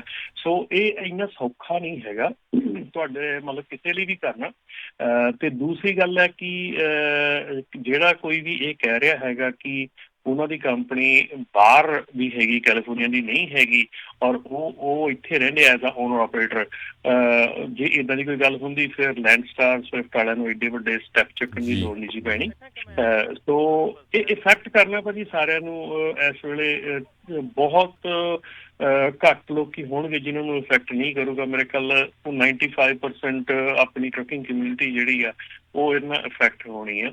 ਸੋ ਚਾਹੇ ਕੰਨ ਇੱਧਰੋਂ ਫੜ ਲਈਏ, ਚਾਹੇ ਹੱਥ ਘੁਮਾ ਕੇ ਉੱਧਰ ਵੀ ਫੜ ਲਈਏ, ਉਹ ਫੜਿਆ ਜਾਣਾ ਹੈ ਕੰਨ ਉਹੀ। ਪਰ ਸੋ ਇਹ ਆ ਕਿ ਇਹਦੀ ਅਸੀਂ ਸਾਰਿਆਂ ਨੂੰ ਇਹ ਚੀਜ਼ ਜ਼ਰੂਰ ਆਲਮੋਸਟ ਰਾਜਕਿਰਨ ਆਪਾਂ 1.5 ਸਾਲ ਹੋ ਚੱਲਿਆ, ਸਾਲ ਤੋਂ ਉੱਤੇ ਹੋ ਚੱਲਿਆ ਇਸ ਚੀਜ਼ ਤੇ ਗੱਲ ਕਰਦਿਆਂ ਨੂੰ, ਪਰ ਉਦੋਂ ਦੇ ਇਹੋ ਹੀ ਸਮਝਾ ਰਹੇ ਆ ਵੀ ਇਹ ਬਹੁਤ ਡੈਵਸਟੇਟਿੰਗ ਹੋਊਗਾ ਆਪਣੀ ਟਰੱਕਿੰਗ ਇੰਡਸਟਰੀ ਲਈ, ਇਹ ਬਹੁਤ ਚੇਂਜਸ ਲਿਆਉਣ ਵਾਲਾ ਹੋਊਗਾ। ਪਰ ਇਹ ਆ ਕਿ ਹੁਣ ਨਹੀਂ ਸੁਣਦਾ ਕੋਈ ਵੀ, ਤੇ ਦੈਨ ਹੁਣ ਜਿਹੜੀ ਅਲਟੀਮੇਟਲੀ ਉਹ ਸਿਚੁਏਸ਼ਨ ਆ ਚੁੱਕੀ ਹੈ। ਜੀ, ਥੈਂਕ ਯੂ ਜੀ। ਤੇ ਅਗਲੇ ਜਿਹੜੇ ਆਪਣੇ ਕਾਲਰ ਨੇ ਜਸਬੀਰ ਜੀ, ਸਤਿ ਸ਼੍ਰੀ ਅਕਾਲ ਜੀ। ਹੈਲੋ, ਹਾਂਜੀ, ਸਤਿ ਸ਼੍ਰੀ ਅਕਾਲ ਭਾਜੀ। ਸਤਿ ਸ਼੍ਰੀ ਅਕਾਲ ਜੀ। ਹਾਂਜੀ ਭਾਈ, ਮੇਰਾ ਇੱਕ ਥੋੜਾ ਜਿਹਾ ਸਵਾਲ ਆ ਕਿ ਮੇਰੇ ਇੱਕ ਫਰੈਂਡ ਆ, ਉਹ ਦੱਸ ਰਹੇ ਆ ਵੀ ਜਿੱਦਾਂ ਵੀ ਹੋ ਸਕਦਾ ਵੀ ਥੋੜੇ ਦਿਨਾਂ ਵਿੱਚ ਜਿੱਦਾਂ ਵੱਡੀਆਂ ਕੰਪਨੀਆਂ ਵੀ ਏਰੀਏ ਦੀਆਂ ਟਰੱਕਿੰਗ ਕੰਪਨੀਆਂ ਜਿਹੜੀਆਂ ਹੈਗੀਆਂ ਮਿੱਟੀ ਦਾ ਕੰਮ ਕਰਦੀਆਂ ਵੀ ਉਹਨਾਂ ਨੇ ਕੋਈ ਮੀਟਿੰਗ ਵਗੈਰਾ ਕੀਤੀ ਹੋਈ ਆ ਵੀ ਇਸ ਕਰਕੇ ਵੀ ਮਿੱਟੀ ਵਾਲੇ ਟਰੱਕਾਂ ਨੂੰ ਇਹਦੇ ਵਿੱਚ ਐਗਜ਼ਾਮਸ਼ਨ ਮਿਲ ਜਾਣੀ, ਇਹਦੇ 'ਚ ਕੋਈ ਹੈ ਸਹੀ ਜਾਂ ਨਹੀਂ, ਐਵੇਂ ਗੱਲਾਂ ਹੀ ਆ?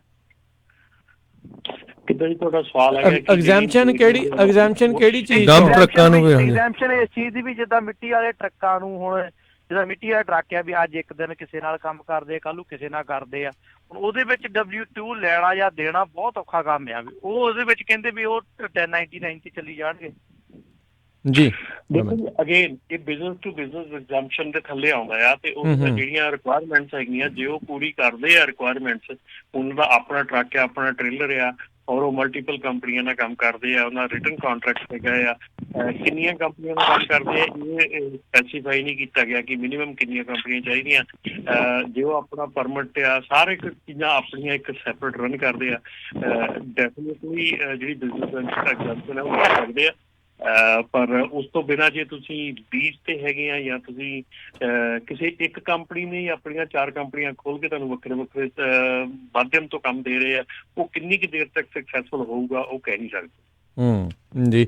ਤੇ ਇੱਕ ਚੀਜ਼ ਜਿਹੜੀ ਜ਼ਰੂਰ ਇਹਦੇ ਵਿੱਚ ਨੋਟ ਕਰਨ ਵਾਲੀ ਆ ਵੀ ਜਿਹੜੇ ਟਰੱਕਾਂ ਵਾਲੇ ਜਿਹੜੇ ਕੰਮ ਕਰ ਰਹੇ ਨੇ ਮਿੱਟੀ ਵਾਲਾ, ਮੇਕ ਸ਼ੋਰ ਕਰੋ ਵੀ ਤੁਹਾਡੀ ਆਪਣੀ ਵੀ ਕੰਪਨੀ ਬਣੀ ਹੋਵੇ ਤਾਂ ਹੀ ਬਿਜ਼ਨਸ ਟੂ ਬਿਜ਼ਨਸ ਐਗਜ਼ੈਂਪਸ਼ਨ ਦੇ ਵਿੱਚ ਆਉਣਾ ਆ, ਅਦਰਵਾਈਜ਼ ਇਹ ਨਾ ਹੋਵੇ ਵੀ ਬਾਅਦ ਦੇ ਵਿੱਚ ਹੋਰ ਹੀ ਰਗੜਾ ਜਿਹੜਾ ਉਹ ਲੱਗ ਜਾਵੇ। ਹਾਂਜੀ ਭਾਜੀ, ਉਹਦੇ ਵਿੱਚ ਵੀ LLC ਹੋਣੀ ਜ਼ਰੂਰੀ ਹੈ, ਇੰਕ ਹੋਣੀ ਜ਼ਰੂਰੀ ਹੈ, ਜਾਂ ਮਤਲਬ ਕਿ ਨਾਰਮਲ ਕੰਪਨੀ ਵੀ ਚੱਲ ਜਾਏਗੀ? ਨਹੀਂ ਭਾਜੀ, ਉਹਦੇ 'ਚ ਕੋਈ ਇਹ ਜ਼ਰੂਰੀ ਨਹੀਂ ਹੈਗਾ ਕਿ ਕੰਪਨੀ ਹੋਵੇ। ਉਹਦੇ ਵਿੱਚ ਤੁਹਾਨੂੰ ਬਿਜ਼ਨਸ ਹੋਣਾ ਚਾਹੀਦਾ, ਪਰ ਜੇ ਕੰਪਨੀ ਹੈਗੀ ਹੈ ਤਾਂ ਥੋੜ੍ਹੇ ਜਿਹੇ ਉਹਦੇ 'ਚ ਚਾਂਸਿਸ ਵੱਧ ਜਾਂਦੇ ਆ।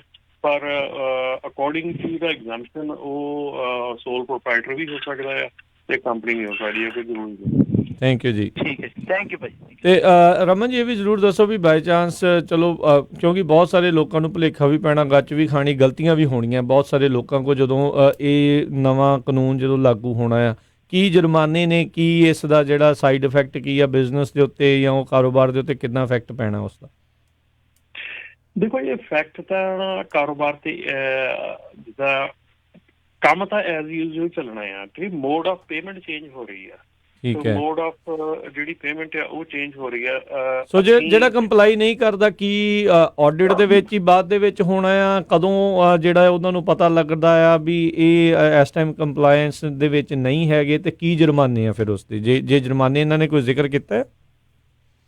ਨਹੀਂ, ਇਹਦੇ ਵਿੱਚ ਜੁਰਮਾਨੇ ਜਿਹੜਾ ਆ ਲਾਅ ਮੇਕਰ ਆ ਜਿਹੜਾ ਉਹ ਨਹੀਂ ਕਰਦਾ ਹੈਗਾ। ਜੁਰਮਾਨੇ ਜਿਹੜੇ ਆ ਉਹ EDD ਜਾਂ ਜਿਹੜੀਆਂ ਏਜੰਸੀਜ਼ ਹੈਗੀਆਂ ਜਿਨ੍ਹਾਂ ਦੇ ਅੰਡਰ ਤੁਸੀਂ ਇਹ ਲਾਅ ਆਉਂਦੇ ਆ ਜਾਂ ਤੁਸੀਂ ਟੈਕਸ ਭਰਦੇ ਆ ਨਹੀਂ ਭਰਦੇ ਆ, ਜੁਰਮਾਨਾ ਉਹਨਾਂ ਏਜੰਸੀਜ਼ ਨੇ ਕਰਨਾ ਆ। ਔਰ ਕੋਈ ਐਸਾ ਮਤਲਬ ਕਿ ਪ੍ਰੋਵੀਜ਼ਨ ਜਿਹੜਾ ਆ ਇਹਦੇ ਵਿੱਚ ਨਹੀਂ ਰੱਖਿਆ ਗਿਆ। ਇਸੇ ਕਰਕੇ ਕਹਿ ਰਿਹਾ ਕਿ ਇਹਦੀ ਜਿਹੜੀ ਫਾਈਟ ਹੈਗੀ ਆ ਕੀਤੀ ਜਾ ਸਕਦੀ ਆ। ਥੋੜਾ ਬਹੁਤ ਇਹਦੇ ਚ ਅਜੇ ਸਟਿਲ ਕਹਿ ਦੋ ਵੀ ਗੁੰਜਾਇਸ਼ ਹੈ, ਗੁੰਜਾਇਸ਼ ਹੈਗੀ ਆ, ਪਰ ਇਕੱਠੇ ਹੋਣ ਦੀ ਲੋੜ ਆ, ਇਕੱਠੇ ਹੋ ਕੇ ਸਾਰਾ ਕੁਝ ਕਰਨ ਦੀ ਲੋੜ ਆ।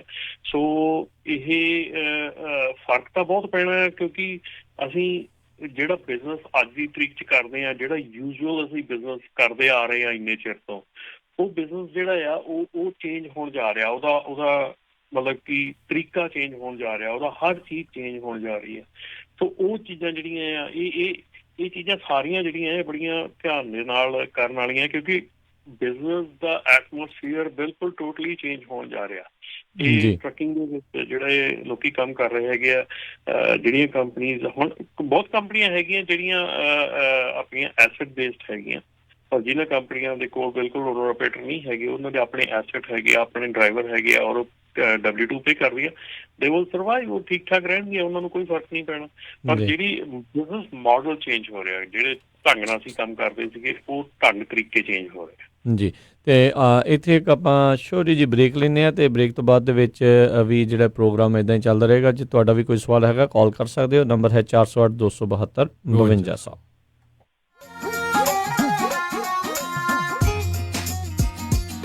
ਤੁਸੀਂ ਸੁਣ ਰਹੇ ਹੋ KOBO Yuba City 1450 AM, KIID Sacramento 1470 AM, KWRU Fresno 1300 AM, KLHC Bakersfield 1350 AM।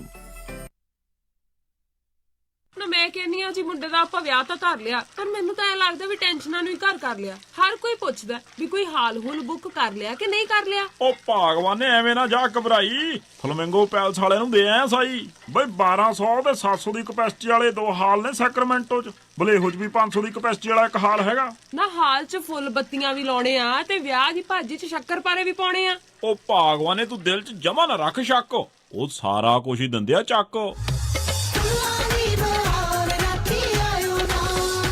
ਜੀ ਹਾਂ, ਫਲੇਮਿੰਗੋ ਪੈਲੇਸ ਵਾਲਿਆਂ ਕੋਲ ਆਪਣਾ ਫੰਕਸ਼ਨ ਬੁੱਕ ਕਰਾਓ ਤੇ ਟੈਨਸ਼ਨ ਫ੍ਰੀ ਹੋ ਕੇ ਪਰੌਣਿਆਂ ਵਾਂਗੂ ਆਓ। ਉਹ ਦਿੰਦੇ ਨੇ ਪੂਰੇ ਕੈਲੀਫੋਰਨੀਆ ਚ ਕੇਟਰਿੰਗ ਦੀ ਸਰਵਿਸ, ਡੈਕੋਰੇਸ਼ਨ, DJ, ਫੁੱਲ ਬਾਰ, ਭਾਜੀ ਤੇ ਮਠਿਆਈ ਦਾ ਪ੍ਰਬੰਧ ਵੀ ਕਰਦੇ ਨੇ। ਵਧੇਰੇ ਜਾਣਕਾਰੀ ਲਈ ਕਾਲ ਪੌਲ 5103258433 510 325 8433 916 334 6000 916 334 6000।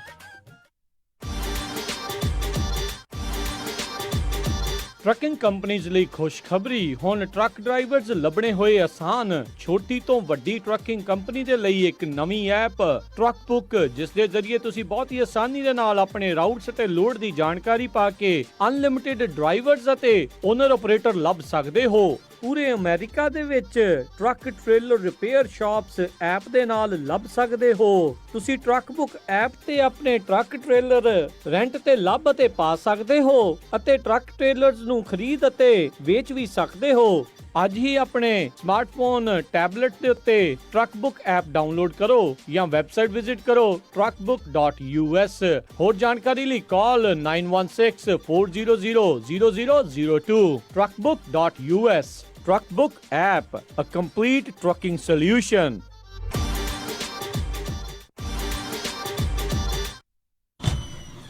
ਉਹ ਕਿੱਥੇ ਰਹਿ ਗਏ ਸੀ ਤੁਸੀਂ? ਮੈਂ ਕਾਦਾ ਉਡੀਕੀ ਜਾਂਦਾ ਤੁਹਾਨੂੰ। ਆ ਲਓ ਸਾਰਾ ਸਮਾਨ। ਇਹ ਇੰਨਾ ਸਾਰਾ ਸਮਾਨ? ਹੋਰ ਕੀ, ਹੁਣ ਮੈਂ ਸਾਰੀਆਂ ਕੁੜਤੀਆਂ ਵੀ ਲੈ ਆਈਆਂ, ਤੁਹਾਡੀਆਂ ਪੱਗਾਂ ਵੀ ਆ ਗਈਆਂ, ਮੁੰਡੇ ਦੀ ਸ਼ੇਰਵਾਨੀ ਵੀ ਲੈ ਆਈਆਂ ਤੇ ਰੁਮਾਲਾ ਸਾਹਿਬ ਵੀ ਲੈ ਆਈਆਂ। ਤੇ ਨਾਲੇ ਮੈਂ ਇੱਕ ਸਲਾਹ ਕਰਨੀ ਸੀ ਤੁਹਾਡੇ ਨਾਲ। ਹੁਣ ਆਪਣਾ 골ਡ ਖਰੀਦਣ ਵਾਲਾ ਹੀ ਰਹਿ ਗਿਆ ਤੇ ਕੱਲ ਤੁਸੀਂ ਮੇਰੇ ਨਾਲ ਚੱਲਿਓ। ਕਿੱਥੋਂ ਲੈਣਾ ਉਹ? ਬੱਗਾ ਪੈਲੇਸ ਤੋਂ ਹੀ। ਉਹਨਾਂ ਕੋਲ ਬਹੁਤ ਵਧੀਆ ਵੈਰਾਈਟੀ ਹੈ। ਅੱਛਾ। ਹਾਂ, ਆਪਾਂ ਉੱਥੋਂ ਸੋਨਾ ਵੀ ਖਰੀਦ ਸਕਦੇ ਆ ਤੇ ਨਾਲੇ ਜੇ ਕੱਲ ਨੂੰ ਲੋੜ ਪੈ ਜੇ ਤਾਂ ਸੋਨੇ ਦੇ ਬਦਲੇ ਕੈਸ਼ ਵੀ ਲੈ ਸਕਦੇ ਆ। ਲਿਆ ਤਾਂ ਬਹੁਤ ਵਧੀਆ। ਬੱਗਾ ਪੈਲੇਸ, ਤੁਹਾਡੀਆਂ ਬਹੁਤ ਸਾਰੀਆਂ ਲੋੜਾਂ ਲਈ ਇੱਕੋ ਥਾਂ। Bagga palace 6618 Florin road, Sacramento. ਹੋਰ ਜਾਣਕਾਰੀ ਲਈ ਰੋਹਿਤ ਜੀ ਨੂੰ ਕਾਲ ਕਰੋ 9163931872 916-393-1872। ਮੁਸੀਬਤਾਂ ਕਦੇ ਵੀ ਦੱਸ ਕੇ ਨਹੀਂ ਆਉਂਦੀਆਂ, ਇਸ ਲਈ ਖਾਲਸਾ ਇੰਸ਼ੋਰੈਂਸ ਏਜੰਸੀ ਦੇ ਲਾਈਫ ਇੰਸ਼ੋਰੈਂਸ ਪਲਾਨਸ ਲਾਈਫ ਦੇ ਵਿੱਚ ਮੁਸੀਬਤਾਂ ਲਈ ਹਮੇਸ਼ਾ ਰਹੋ ਤਿਆਰ। Khalsa insurance agency 408-272-2500। ਗੁਰੀ, ਅੱਜ ਮੇਰਾ ਘਰੇ ਖਾਣਾ ਖਾਣ ਨੂੰ ਬਿਲਕੁਲ ਦਿਲ ਨਹੀਂ ਕਰ ਰਿਹਾ। ਚੱਲ ਫਿਰ ਕਿਤੋਂ ਬਾਹਰੋਂ ਖਾਣਾ ਖਾ ਆਉਨੇ ਆ। ਮੇਰਾ ਅੱਜ ਚਾਟ ਖਾਣ ਨੂੰ ਦਿਲ ਕਰਦਾ ਹੈ, ਨਾਲੇ ਛੋਲੇ ਭਟੂਰੇ। ਦੱਸ ਫਿਰ ਕਿੱਥੇ ਖਾਣਾ ਖਾਣ ਜਾਣਾ? ਆਪਾਂ ਚੱਲਦੇ ਆ ਬੰਬੇ ਕੁਜ਼ੀਨ ਅਤੇ ਇੰਡੀਅਨ ਸਵੀਟਸ। ਬੰਬੇ ਕੁਜ਼ੀਨ ਅਤੇ ਇੰਡੀਅਨ ਸਵੀਟਸ, ਜਿੱਥੇ ਕਿ ਤੁਸੀਂ ਵੈਜ ਨਾਨ ਵੈਜ ਖਾਣਾ ਵੀ ਖਾ ਸਕਦੇ ਹੋ, ਛੋਲੇ ਭਟੂਰੇ ਵੀ ਖਾ ਸਕਦੇ ਹੋ ਤੇ ਖਾ ਸਕਦੇ ਹੋ ਹਰ ਇੱਕ ਤਰ੍ਹਾਂ ਦੀ ਚਾਟ। ਅਤੇ ਵਿਆਹ ਸ਼ਾਦੀ ਵਾਸਤੇ ਭਾਜੀ ਵੀ ਬਣਾਉਂਦੇ ਹਨ। 50 ਬੰਦਿਆਂ ਦੇ ਬੈਠ ਕੇ ਖਾਣ ਦੀ ਜਗ੍ਹਾ ਵੀ ਹੈ ਅਤੇ ਫੂਡ ਨੂੰ ਟੂ ਗੋ ਵੀ ਕਰ ਸਕਦੇ ਹੋ। ਤੇ ਆਉਂਦੇ ਆਉਂਦੇ ਆਪਾਂ ਮੰਮੀ ਹੁਣਾਂ ਵਾਸਤੇ ਮਠਿਆਈਆਂ ਵੀ ਲੈ ਆਵਾਂਗੇ। ਬੰਬੇ ਕੁਜ਼ੀਨ ਅਤੇ ਇੰਡੀਅਨ ਸਵੀਟਸ 7452 ਫੁੱਟਹਿਲ ਬੁਲੇਵਾਰਡ, ਰੋਜ਼ਵਿਲ। ਅਤੇ ਇਹਨਾਂ ਦੀ ਨਵੀਂ ਬ੍ਰਾਂਚ 1013 ਰੈਲੀਸ ਸਟਰੀਟ, ਫੋਲਸਮ ਦੀ ਗ੍ਰੈਂਡ ਓਪਨਿੰਗ ਵੀ ਹੋ ਚੁੱਕੀ ਹੈ। ਵਧੇਰੇ ਜਾਣਕਾਰੀ ਲਈ ਗੱਲ ਕਰ ਸਕਦੇ ਹੋ 2482284580 248 228 4580। ਅਤੇ ਇਹਨਾਂ ਨੂੰ ਕਿਚਨ ਵਿੱਚ ਹੈਲਪਰ ਦੀ ਵੀ ਜ਼ਰੂਰਤ ਹੈ। ਚੱਲ ਫਿਰ ਚੱਲੀਏ Bombay cuisine and Indian sweets ਤੇ।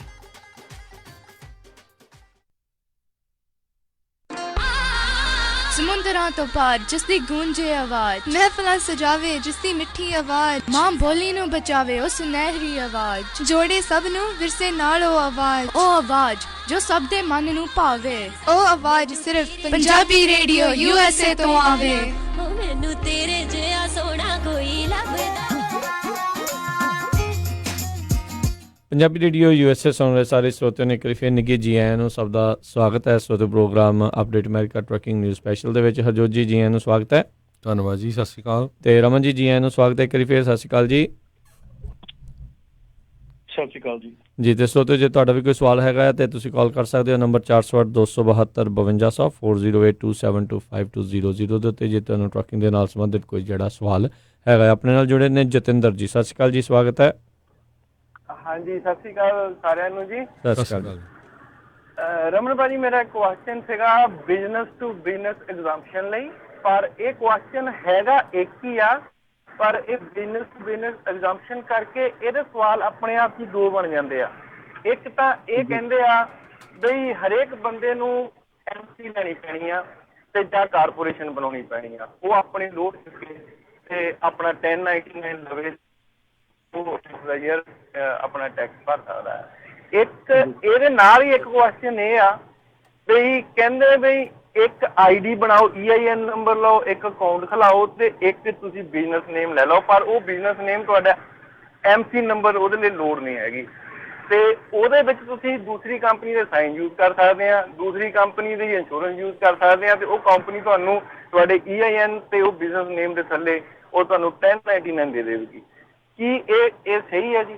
ਇਹ ਇੱਕ ਤੇ ਦੋ ਕੁਐਸਚਨ ਹੈ ਜੀ। ਇਹ ਜੀ ਸੈਕਿੰਡ ਜਿਹੜੀ ਆਪਸ਼ਨ ਹੈਗੀ ਉਹ ਗਲਤ ਹੈ ਜੀ, ਉਹ ਠੀਕ ਨਹੀਂ ਹੈਗੀ। ਜਿਹੜੀ ਫਸਟ ਆਪਸ਼ਨ ਹੈਗੀ ਹੈ ਕਿ ਉਹ ਅਕੋਰਡਿੰਗ ਟੂ ਜਿਹੜੀ ਬਿਜ਼ਨਸ ਟੂ ਬਿਜ਼ਨਸ ਐਗਜ਼ਾਮਸ਼ਨ ਆ ਉਹਦੇ ਲਈ ਜਿਹੜੀਆਂ ਕੰਡੀਸ਼ਨਸ ਹੈਗੀਆਂ ਉਹਦੇ ਅਕੋਰਡਿੰਗਲੀ ਤੁਹਾਡੀ ਜਿਹੜੀ ਕੰਪਨੀ ਹੈਗੀ ਆ, ਤੁਹਾਡੀ ਕੰਪਨੀ ਕੋਲ ਤੁਹਾਡਾ MC ਨੰਬਰ ਹੋਣਾ ਚਾਹੀਦਾ, ਉਸੇ ਨਾਂ ਤੇ ਤੁਹਾਡੀ ਕੰਪਨੀ ਹੋਣੀ ਚਾਹੀਦੀ ਹੈ, ਉਸੇ ਨਾਂ ਤੇ ਤੁਹਾਡੇ ਟਰੱਕ ਤੇ ਸਾਈਨ ਹੋਣੇ ਚਾਹੀਦੇ ਆ। ਤੁਸੀਂ ਜਿਹੜੀ ਆਪਣੀ ਕਾਂਟਰੈਕਟ ਹੈਗਾ ਤੁਹਾਡਾ ਮਲਟੀਪਲ ਕੰਪਨੀਜ਼ ਦੇ ਨਾਲ ਕਾਂਟਰੈਕਟ ਹੋਣਾ ਚਾਹੀਦਾ। ਕਿ ਰਿਟਨ ਕੰਟਰੈਕਟ, ਇਹ ਨਹੀਂ ਕਿ ਮੂੰਹ ਜ਼ਬਾਨੀ ਕੰਟਰੈਕਟ ਹੋਵੇ। ਤੁਸੀਂ ਮਲਟੀਪਲ ਕੰਪਨੀਜ਼ ਤੋਂ ਲੋਡ ਚੱਕ ਨਹੀਂ ਹੋਣੇ ਚਾਹੀਦੇ ਆ। ਤੁਸੀਂ ਕਿਸੇ ਵੀ ਕੰਪਨੀ ਦੇ ਸਟ੍ਰੇਟ ਕੰਟਰੋਲ ਦੇ ਵਿੱਚ ਨਹੀਂ ਹੋਣੇ ਚਾਹੀਦੇ। ਤੁਸੀਂ ਆਪਣਾ ਰੇਟ ਆਪ ਨੈਗੋਸ਼ੀਏਟ ਕਰ ਸਕਦੇ ਹੋਣੇ ਚਾਹੀਦੇ ਆ। ਤੁਸੀਂ ਜਿਹੜੀ ਆਪਣੀ ਕੰਪਨੀ ਹੈਗੀ ਆ, ਜਿਹੜੇ ਓਨਰਪਿਟ ਹੈਗੀ ਆ, ਤੁਸੀਂ ਆਪਣੇ ਆਪ ਨੂੰ ਪਬਲਿਕ ਵਾਸਤੇ ਫॉर ਹਾਇਰ ਅਵੇਲੇਬਿਲਿਟੀ ਤੁਹਾਡੀ ਦਿਖਦੀ ਹੋਵੇ ਦੂਜੀਆਂ ਕੰਪਨੀਆਂ ਨੂੰ ਕਿ ਇਸ ਬੰਦੇ ਨੂੰ ਅਸੀਂ ਇੰਡੀਪੈਂਡੈਂਟਲੀ ਹਾਇਰ ਕਰ ਸਕਦੇ ਹਾਂ। ਬਹੁਤ ਸਾਰੀਆਂ ਜਿਹੜੀਆਂ ਇਹ ਕੰਡੀਸ਼ਨਾਂ ਹੈਗੀਆਂ ਇਹ ਮੀਟ ਕਰਨੀਆਂ ਪੈਣੀਆਂ ਟੂ ਬਿਜ਼ਨਸ ਐਗਜ਼ਾਮਸ਼ਨ ਲੈਣ ਵਾਸਤੇ। ਸੋ ਜਿਹੜਾ ਕੁਐਸਚਨ ਹੈਗਾ ਕਿ ਤੁਸੀਂ EIN ਨੰਬਰ ਲੈ ਲਓ ਬਸ ਤੇ ਉਹ ਕਰ ਲਓ, ਆਹ ਕਰ ਲਓ, ਉਹ ਇੱਕ ਜੁਗਾੜ ਹਰ ਇੱਕ ਬੰਦਾ ਲੱਭ ਰਿਹਾ ਹੈਗਾ ਕਿ ਜੁਗਾੜ ਕਿੱਦਾਂ ਫਿੱਟ ਕੀਤਾ ਜਾਵੇ। ਪਰ ਕੋਸ਼ਿਸ਼ ਕਰੋ ਸਾਰੇ ਜਾਣੇ ਇਸ ਵੇਲੇ। ਆਪਾਂ ਫਿਰ ਅਗੇਨ ਇਸ ਪ੍ਰੋਗਰਾਮ ਵਿੱਚ ਹੱਥ ਜੋੜ ਕੇ ਬੇਨਤੀ ਹੈ ਸਾਰਿਆਂ ਨੂੰ ਕਿ ਜੁਗਾੜ ਸਹਿੰਦਾ ਲਾਓ। ਜੁਗਾੜ ਜੇ ਕਿਸੇ ਨੇ ਲਾਉਣਾ ਅੱਬਲ ਤੇ ਲਾਓ ਨਾ। ਜੇ ਕਿਸੇ ਨੇ ਵੀ ਜੁਗਾੜ ਲਾਉਣਾ ਉਹ ਸਹਿੰਦਾ ਲਾਓ। ਤੇ ਖਾਸ ਕਰਕੇ ELD ਦੇ ਮਾਮਲੇ 'ਚ ਜੁਗਾੜ ਨਾ ਕਰਿਓ, ਕਿਉਂਕਿ ਲਾਸਟ ਈਅਰ 2 ਸਾਲ ਪਹਿਲਾਂ ਜਿਹੜਾ AOBRD ਜਦੋਂ ਆਈ ਸੀਗੀ ਤੇ ਸਾਡੇ ਜੁਗਾੜਾਂ ਕਰਕੇ ਜਿਹੜੇ ਰੇਟ ਆ ਉਹ ਆਹ ਹਾਲਤ ਹੋ ਗਈ ਅੱਜ। ਸੋ ਜੁਗਾੜ ਨਾ ਲਾਇਓ। ਸਿੰਪਲ ਜੀ ਭਾਸ਼ਾ ਦੇ ਵਿੱਚ ਕਹਿੰਦਾ ਵੀ ਜੇ ਕੋਈ ਕੰਮ ਤੁਸੀਂ 8 ਘੰਟੇ 'ਚ ਕਰਨਾ ਤੇ 8 ਘੰਟੇ ਦੇ ਪੈਸੇ ਤੁਹਾਡੇ ਹੱਕ ਬਣਦਾ ਲੈਣ ਦਾ। ਪਰ ਜੇ ਤੁਸੀਂ ਉਹੀ 8 ਘੰਟੇ ਦਾ ਕੰਮ ਜਿਹੜਾ ਆ ਉਹ 4 ਘੰਟੇ 'ਚ ਕਰ ਦਿਓਗੇ ਤੇ ਕੋਈ ਵੀ ਜਿਹੜਾ ਬੰਦਾ ਹੈਗਾ, ਕੋਈ ਵੀ ਇੰਪਲੋਇਰ ਜਿਹੜਾ ਹੈਗਾ ਉਹ ਤੁਹਾਨੂੰ 8 ਘੰਟੇ ਦੇ ਪੈਸੇ ਨਹੀਂ ਦਊਗਾ ਜੇ ਤੁਸੀਂ ਉਹ ਕੰਮ ਨੂੰ 4 ਘੰਟੇ 'ਚ ਕਰ ਦਿਓਗੇ। ਉਹ ਕੋਸ਼ਿਸ਼ ਕਰੂਗਾ ਤੁਹਾਨੂੰ 4 ਘੰਟੇ ਦੇ ਪੈਸੇ ਦੇਣ। ਜੇ ਸਿੰਪਲ ਜੀ ਗੱਲ ਤੁਹਾਨੂੰ ਸਮਝ ਆ ਜਾਂਦੀ ਆ ਤੇ ਪਲੀਜ਼ ਇਹਨੂੰ ਸਮਝਿਓ ਤੇ ਆ ਜਿਹੜੀ ELD ਹੈਗੀ ਆ ਇਹਨੂੰ ਆਪਣੇ ਆਪ ਤੇ ਪੂਰਾ ਅਪਲਾਈ ਕਰਿਓ। ਇਹਦੇ 'ਚ ਕੋਈ ਜੁਗਾੜ ਨਾ ਲਾਇਓ। ਥੈਂਕ ਯੂ ਜੀ, ਮਿਹਰਬਾਨੀ ਜਤਿੰਦਰ ਜੀ। ਨਾਲੇ ਦੇਖੋ ਆਪਾਂ ਦੇਖੋ ਰਮਨ ਜੀ, ਆਪਾਂ ਗੱਲ ਕਰ ਰਹੇ ਸੀ ਐਗਜ਼ੈਂਪਸ਼ਨ ਨੂੰ ਲੈ ਕੇ ਜਾਂ ਸਟੇਟ ਦਾ ਕਾਨੂੰਨ ਵਰਸਿਸ ਫੈਡਰਲ ਦੇ ਕਾਨੂੰਨ ਨੂੰ ਲੈ ਕੇ। ਆਪਾਂ ਨੂੰ ਮੌਜੂਦਾ ਸਥਿਤੀ ਦੇ ਵਿੱਚ ਬਹੁਤ ਸਾਰੀਆਂ ਅਜਿਹੀਆਂ ਉਦਾਹਰਨਾਂ ਮਿਲ ਜਾਂਦੀਆਂ ਜਿੱਥੇ ਫੈਡਰਲ ਦਾ ਰੂਲ ਵੱਖਰਾ ਹੈ, ਸਟੇਟ ਦਾ ਰੂਲ ਵੱਖਰਾ ਆ। ਸਭ ਤੋਂ ਅਹਿਮ ਜਿਹੜੀ ਕਾਨੂੰਨ ਦੇ ਵਿੱਚ ਜੇ ਆਪਾਂ ਦੇਖੀਏ ਮੈਰੀਜੁਆਨਾ ਨੂੰ ਲੈ ਕੇ ਆ। ਫੈਡਰਲ ਕਾਨੂੰਨ ਦੇ ਮੁਤਾਬਕ ਮੈਰੀਜੁਆਨਾ ਪੂਰੇ ਅਮਰੀਕਾ ਦੇ ਵਿੱਚ ਗੈਰ ਕਾਨੂੰਨੀ ਆ, ਚਾਹੇ ਥੋੜੀ ਅਮਾਊਂਟ ਆ ਚਾਹੇ ਵੱਧ ਅਮਾਊਂਟ ਆ। ਕੈਲੀਫੋਰਨੀਆ ਆ, ਵਾਸ਼ਿੰਗਟਨ ਆ, ਕੋਲੋਰਾਡੋ ਆ, ਹੋਰ ਨਿਊਯਾਰਕ, ਹੋਰ ਪਤਾ ਨਹੀਂ ਕਿੰਨੀਆਂ ਸਟੇਟਾਂ, 10 ਤੋਂ ਵੱਧ, ਆਈ ਥਿੰਕ 16 ਸਟੇਟਾਂ ਆ ਜਿੱਥੇ ਮੈਰੀਜੁਆਨਾ ਨੂੰ ਕੁਛ ਹੱਦ ਤੱਕ ਜਿਹੜਾ ਆ ਉਹਨਾਂ ਨੇ ਲੀਗਲ ਕਰ ਦਿੱਤਾ ਹੋਇਆ ਆ। ਸੋ ਕੈਲੀਫੋਰਨੀਆ ਦਾ ਜਾਂ ਸੂਬੇ ਦਾ ਜਿਹੜਾ ਕਾਨੂੰਨ ਆ ਉਹ ਸੁਪਰਸੀਡ ਕਰ ਰਿਹਾ ਆ ਫੈਡਰਲ ਦੇ ਕਾਨੂੰਨ ਨੂੰ। ਹੁਣ ਓਬਾਮਾ ਕੇਅਰ ਦੀ ਇੱਕ ਬਹੁਤ ਵੱਡੀ ਉਦਾਹਰਨ ਆ। ਫੈਡਰਲ ਦੇ ਤੌਰ ਦੇ ਉੱਤੇ ਜਿਹੜਾ ਇੰਡੀਵਿਜੂਅਲ ਮੈਂਡੇਟ ਨਹੀਂ ਹੈਗਾ ਵੀ ਤੁਹਾਨੂੰ ਜਿਹੜਾ ਆ ਉਹ ਲੈਣਾ ਜ਼ਰੂਰੀ ਨਹੀਂ ਆ, ਤੁਹਾਡੇ ਉੱਤੇ ਕੋਈ ਜੁਰਮਾਨਾ ਜਿਹੜਾ ਨਹੀਂ ਹੋਊਗਾ ਜਿੱਦਾਂ ਪਹਿਲਾਂ ਹੁੰਦਾ ਸੀ ਫੈਡਰਲ ਲੈਵਲ ਦੇ ਉੱਤੇ। ਹੁਣ ਸਟੇਟ ਆਫ ਕੈਲੀਫੋਰਨੀਆ ਨੇ ਇਸ ਵਰੇ ਤੋਂ ਜਿਹੜਾ ਕਵਰਡ ਕੈਲੀਫੋਰਨੀਆ ਨਹੀਂ ਲਊਗਾ ਉਹਦੇ ਉੱਤੇ $700 ਤੱਕ ਦਾ ਜੁਰਮਾਨਾ ਜਿਹੜਾ ਉਹ ਲਾ ਦਿੱਤਾ ਆ। 700 ਪਲੱਸ 695 ਪਲੱਸ ਜਾਂ ਤੁਹਾਡੀ ਸੈਲਰੀ ਦਾ 2.5% ਤੱਕ। ਸੋ ਜਿਹੜਾ ਸਟੇਟ ਦਾ ਕਾਨੂੰਨ ਆ ਉਹ ਸੁਪਰਸੀਡ ਫੇਰ ਕਰ ਰਿਹਾ ਆ ਫੈਡਰਲ ਦੇ ਕਾਨੂੰਨ ਨੂੰ। ਸੋ ਇਹੀ ਰੌਲਾ ਰੱਪਾ ਹੈਗਾ ਬਹੁਤ ਸਾਰੇ ਹੋਰ ਜਿਹੜੇ ਕਾਨੂੰਨਾਂ ਨੂੰ ਲੈ ਕੇ। AB5 ਵੀ ਉਸ ਦੇ ਵਿੱਚ ਹੀ ਜਿਹੜਾ ਕਿਤੇ ਨਾ ਕਿਤੇ ਇਹ ਦਾਇਰੇ ਦੇ ਵਿੱਚ ਆ ਜਾਣਾ ਆ। ਇਨ ਦੀ ਐਂਡ ਅਮਰੀਕਾ ਦੇ ਵਿੱਚ ਸੂਬਿਆਂ ਦੇ ਕੋਲ ਵੱਧ ਅਖਤਿਆਰ ਹੈਗੇ ਨੇ ਫੈਡਰਲ ਦੇ ਅਖਤਿਆਰਾਂ ਦੇ ਨਾਲ। ਸੋ ਇਹ ਚੀਜ਼ ਆਪਾਂ ਨੂੰ ਨਾਲ ਦੇ ਨਾਲ ਸਮਝਣ ਦੀ ਜਿਹੜੀ ਇਹ ਬਹੁਤ ਅਹਿਮ ਜਿਹੜੀ ਜ਼ਰੂਰਤ ਆ। ਬੰਦਾ ਕਈ ਵਾਰੀ ਭੋਲੇ ਭਾਨ ਦੇ ਵਿੱਚ ਕਹਿ ਦਿੰਦਾ ਨਹੀਂ ਯਾਰ ਉਹ ਫੈਡਰਲ ਲੈਵਲ ਦੇ ਉੱਤੇ ਤਾਂ ਇੱਦਾਂ ਆ ਤੇ ਆਪਣੇ ਸਟੇਟ ਲੈਵਲ ਤੇ ਇੱਦਾਂ ਨਹੀਂ ਹੋ ਸਕਦਾ, ਪਰ ਇਹ ਡਿਫਰੈਂਟ ਆ।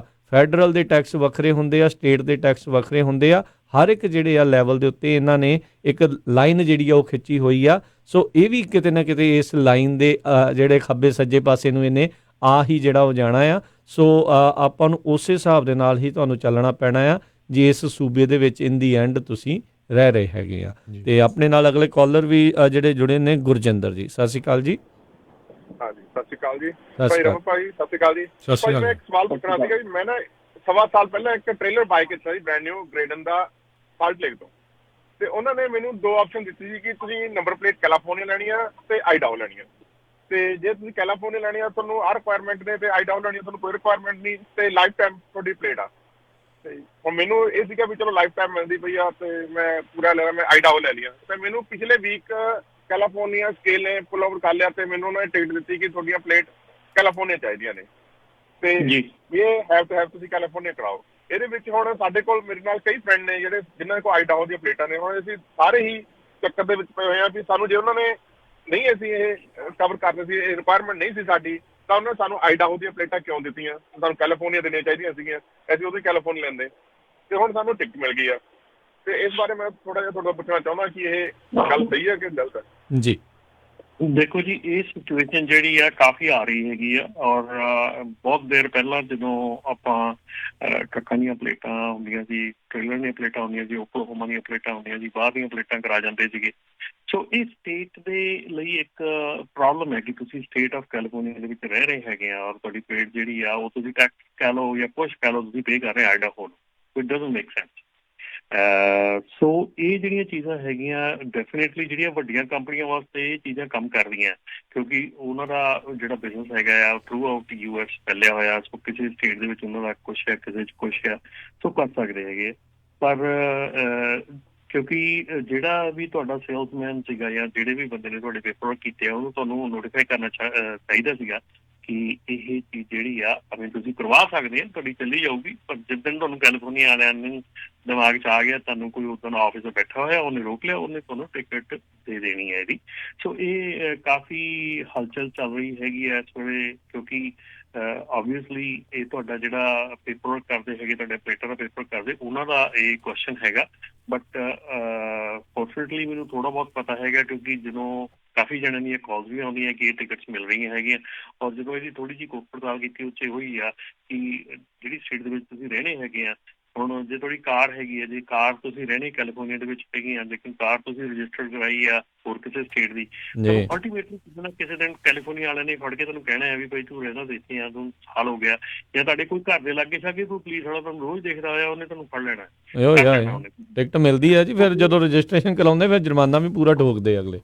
ਹਾਂਜੀ, ਸੋ ਇਹ ਚੀਜ਼ਾਂ ਨੂੰ ਥੋੜੀ ਜਿਹੀ ਨਾ ਆਪਾਂ ਸ਼ਾਰਟਕਟ ਜਿਹੜੇ ਆ, ਯੈਸ ਡੈਫੀਨੇਟਲੀ ਉਹਦੇ ਲਈ ਲਾਈਫ ਟਾਈਮ ਮਿਲ ਗਈ ਤੇ ਉਹਦੇ 'ਚ ਦੁਬਾਰਾ ਰਿਨਿਊਅਲ ਨਹੀਂ ਲੋੜ ਪੈਣੀ, ਆਪਾਂ ਕਾਫੀ ਚੀਜ਼ਾਂ ਸੋਚ ਲੈਂਦੇ ਹਾਂ। ਪਰ ਕਈ ਸਟੇਟਾਂ ਜਿਹੜੀਆਂ ਬਾਹਰ ਦੀਆਂ ਹੈਗੀਆਂ ਨਾ, ਉਹਨਾਂ ਨੇ ਗਿਮਿਕਸ ਰੱਖੇ ਹੋਏ ਆ because to get your money. So ਇਹ ਧਿਆਨ ਰੱਖੋ ਕਿ ਜਿੱਥੇ ਤੁਸੀਂ ਰਹਿੰਦੇ ਆ, ਤੁਸੀਂ ਉੱਥੇ ਰਜਿਸਟ੍ਰੇਸ਼ਨ ਕਰਾਉਣੀ ਜ਼ਰੂਰੀ ਹੈ ਤੁਹਾਡੇ। ਉੱਦਾਂ ਵੈਸੇ ਜੇ ਦੇਖਿਆ ਜਾਵੇ ਹਰਜੋਤ ਜੀ, ਆਪਾਂ ਖਬਰ ਵੀ ਪੜ੍ਹਦੇ ਸੀਗੇ ਤੇ ਦੇਖ ਰਹੇ ਹਾਂ ਵੀ ਬਹੁਤ ਸਾਰੇ ਜਿਹੜੇ ਕੈਲੀਫੋਰਨੀਆ ਦੇ ਅਜਿਹੇ ਕਾਨੂੰਨਾਂ ਕਰਕੇ ਪਲਾਇਨ ਬਹੁਤ ਹੋਣਾ ਲੋਕਾਂ ਦਾ, ਬਹੁਤ ਜ਼ਿਆਦਾ ਜਿਹੜੇ ਲੋਕ ਆ ਉਹ ਬਾਹਰ ਦੇ ਸਟੇਟਾਂ ਵੱਲ ਨੂੰ ਜਿਹੜਾ ਰੁਖ ਕਰ ਰਿਹਾ, ਤੇ ਕੈਲੀਫੋਰਨੀਆ ਦੇ ਕਾਨੂੰਨਾਂ ਤੋਂ ਇਦਾਂ ਲੱਗਦਾ ਚਾਹੁੰਦੇ ਨਹੀਂ ਵੀ ਕੋਈ ਜਣਾ ਇੱਥੇ ਜਿਹੜਾ ਉਹ ਰਹੇ, ਵੀ ਅਨਲਿਵੇਬਲ ਜਿਹੜੀਆਂ ਕਈ ਕੰਡੀਸ਼ਨਾਂ ਜਿਹੜੀਆਂ ਇਦਾਂ ਦੀ ਸਥਿਤੀਆਂ ਜਿਹੜੀਆਂ ਉਹ ਬਣਦੀਆਂ ਜਾ ਰਹੀਆਂ ਨੇ। ਇੱਕ ਆਪਾਂ ਨੂੰ ਫੇਸਬੁੱਕ ਦੇ ਉੱਤੇ ਲਖਵੀਰ ਹੋਠੀ ਉਹਨਾਂ ਦਾ ਸਵਾਲ ਆ, ਕਹਿੰਦੇ ਵੀ ਉਹਨਾਂ ਦੀ ਕੰਪਨੀ ਸੋਲੋ ਸੈਟਅਪ ਆ ਤੇ 70 ਵੱਖੋ ਵੱਖਰੇ ਬ੍ਰੋਕਰ ਦੇ ਨਾਲ ਕੰਮ ਕਰਦੀ ਹੈ। ਕਹਿੰਦੇ ਕੀ ਉਹਨਾਂ ਨੂੰ ਇੰਕ ਤੋਂ LLC ਚੇਂਜ ਕਰਨੀ ਚਾਹੀਦੀ ਆ ਜਾਂ ਚੇਂਜ ਕਰਨੀ ਆ ਜਾਂ ਨਹੀਂ ਕਰਨੀ ਉਹਨਾਂ ਨੇ? ਜਿਹੜੀ ਇੰਕ ਤੋਂ LLC ਚੇਂਜ ਕਰਨੀ, ਉਹ ਤੁਹਾਡੇ CPA ਦਾ ਕੁਐਸਚਨ ਹੈਗਾ। ਔਰ ਮੇਰੇ ਖਿਆਲ ਨਾਲ ਇਹ ਜ਼ਿਆਦਾ ਫਰਕ ਨਹੀਂ ਹੈਗਾ ਇੰਕ ਤੇ LLC ਦੇ ਵਿੱਚ।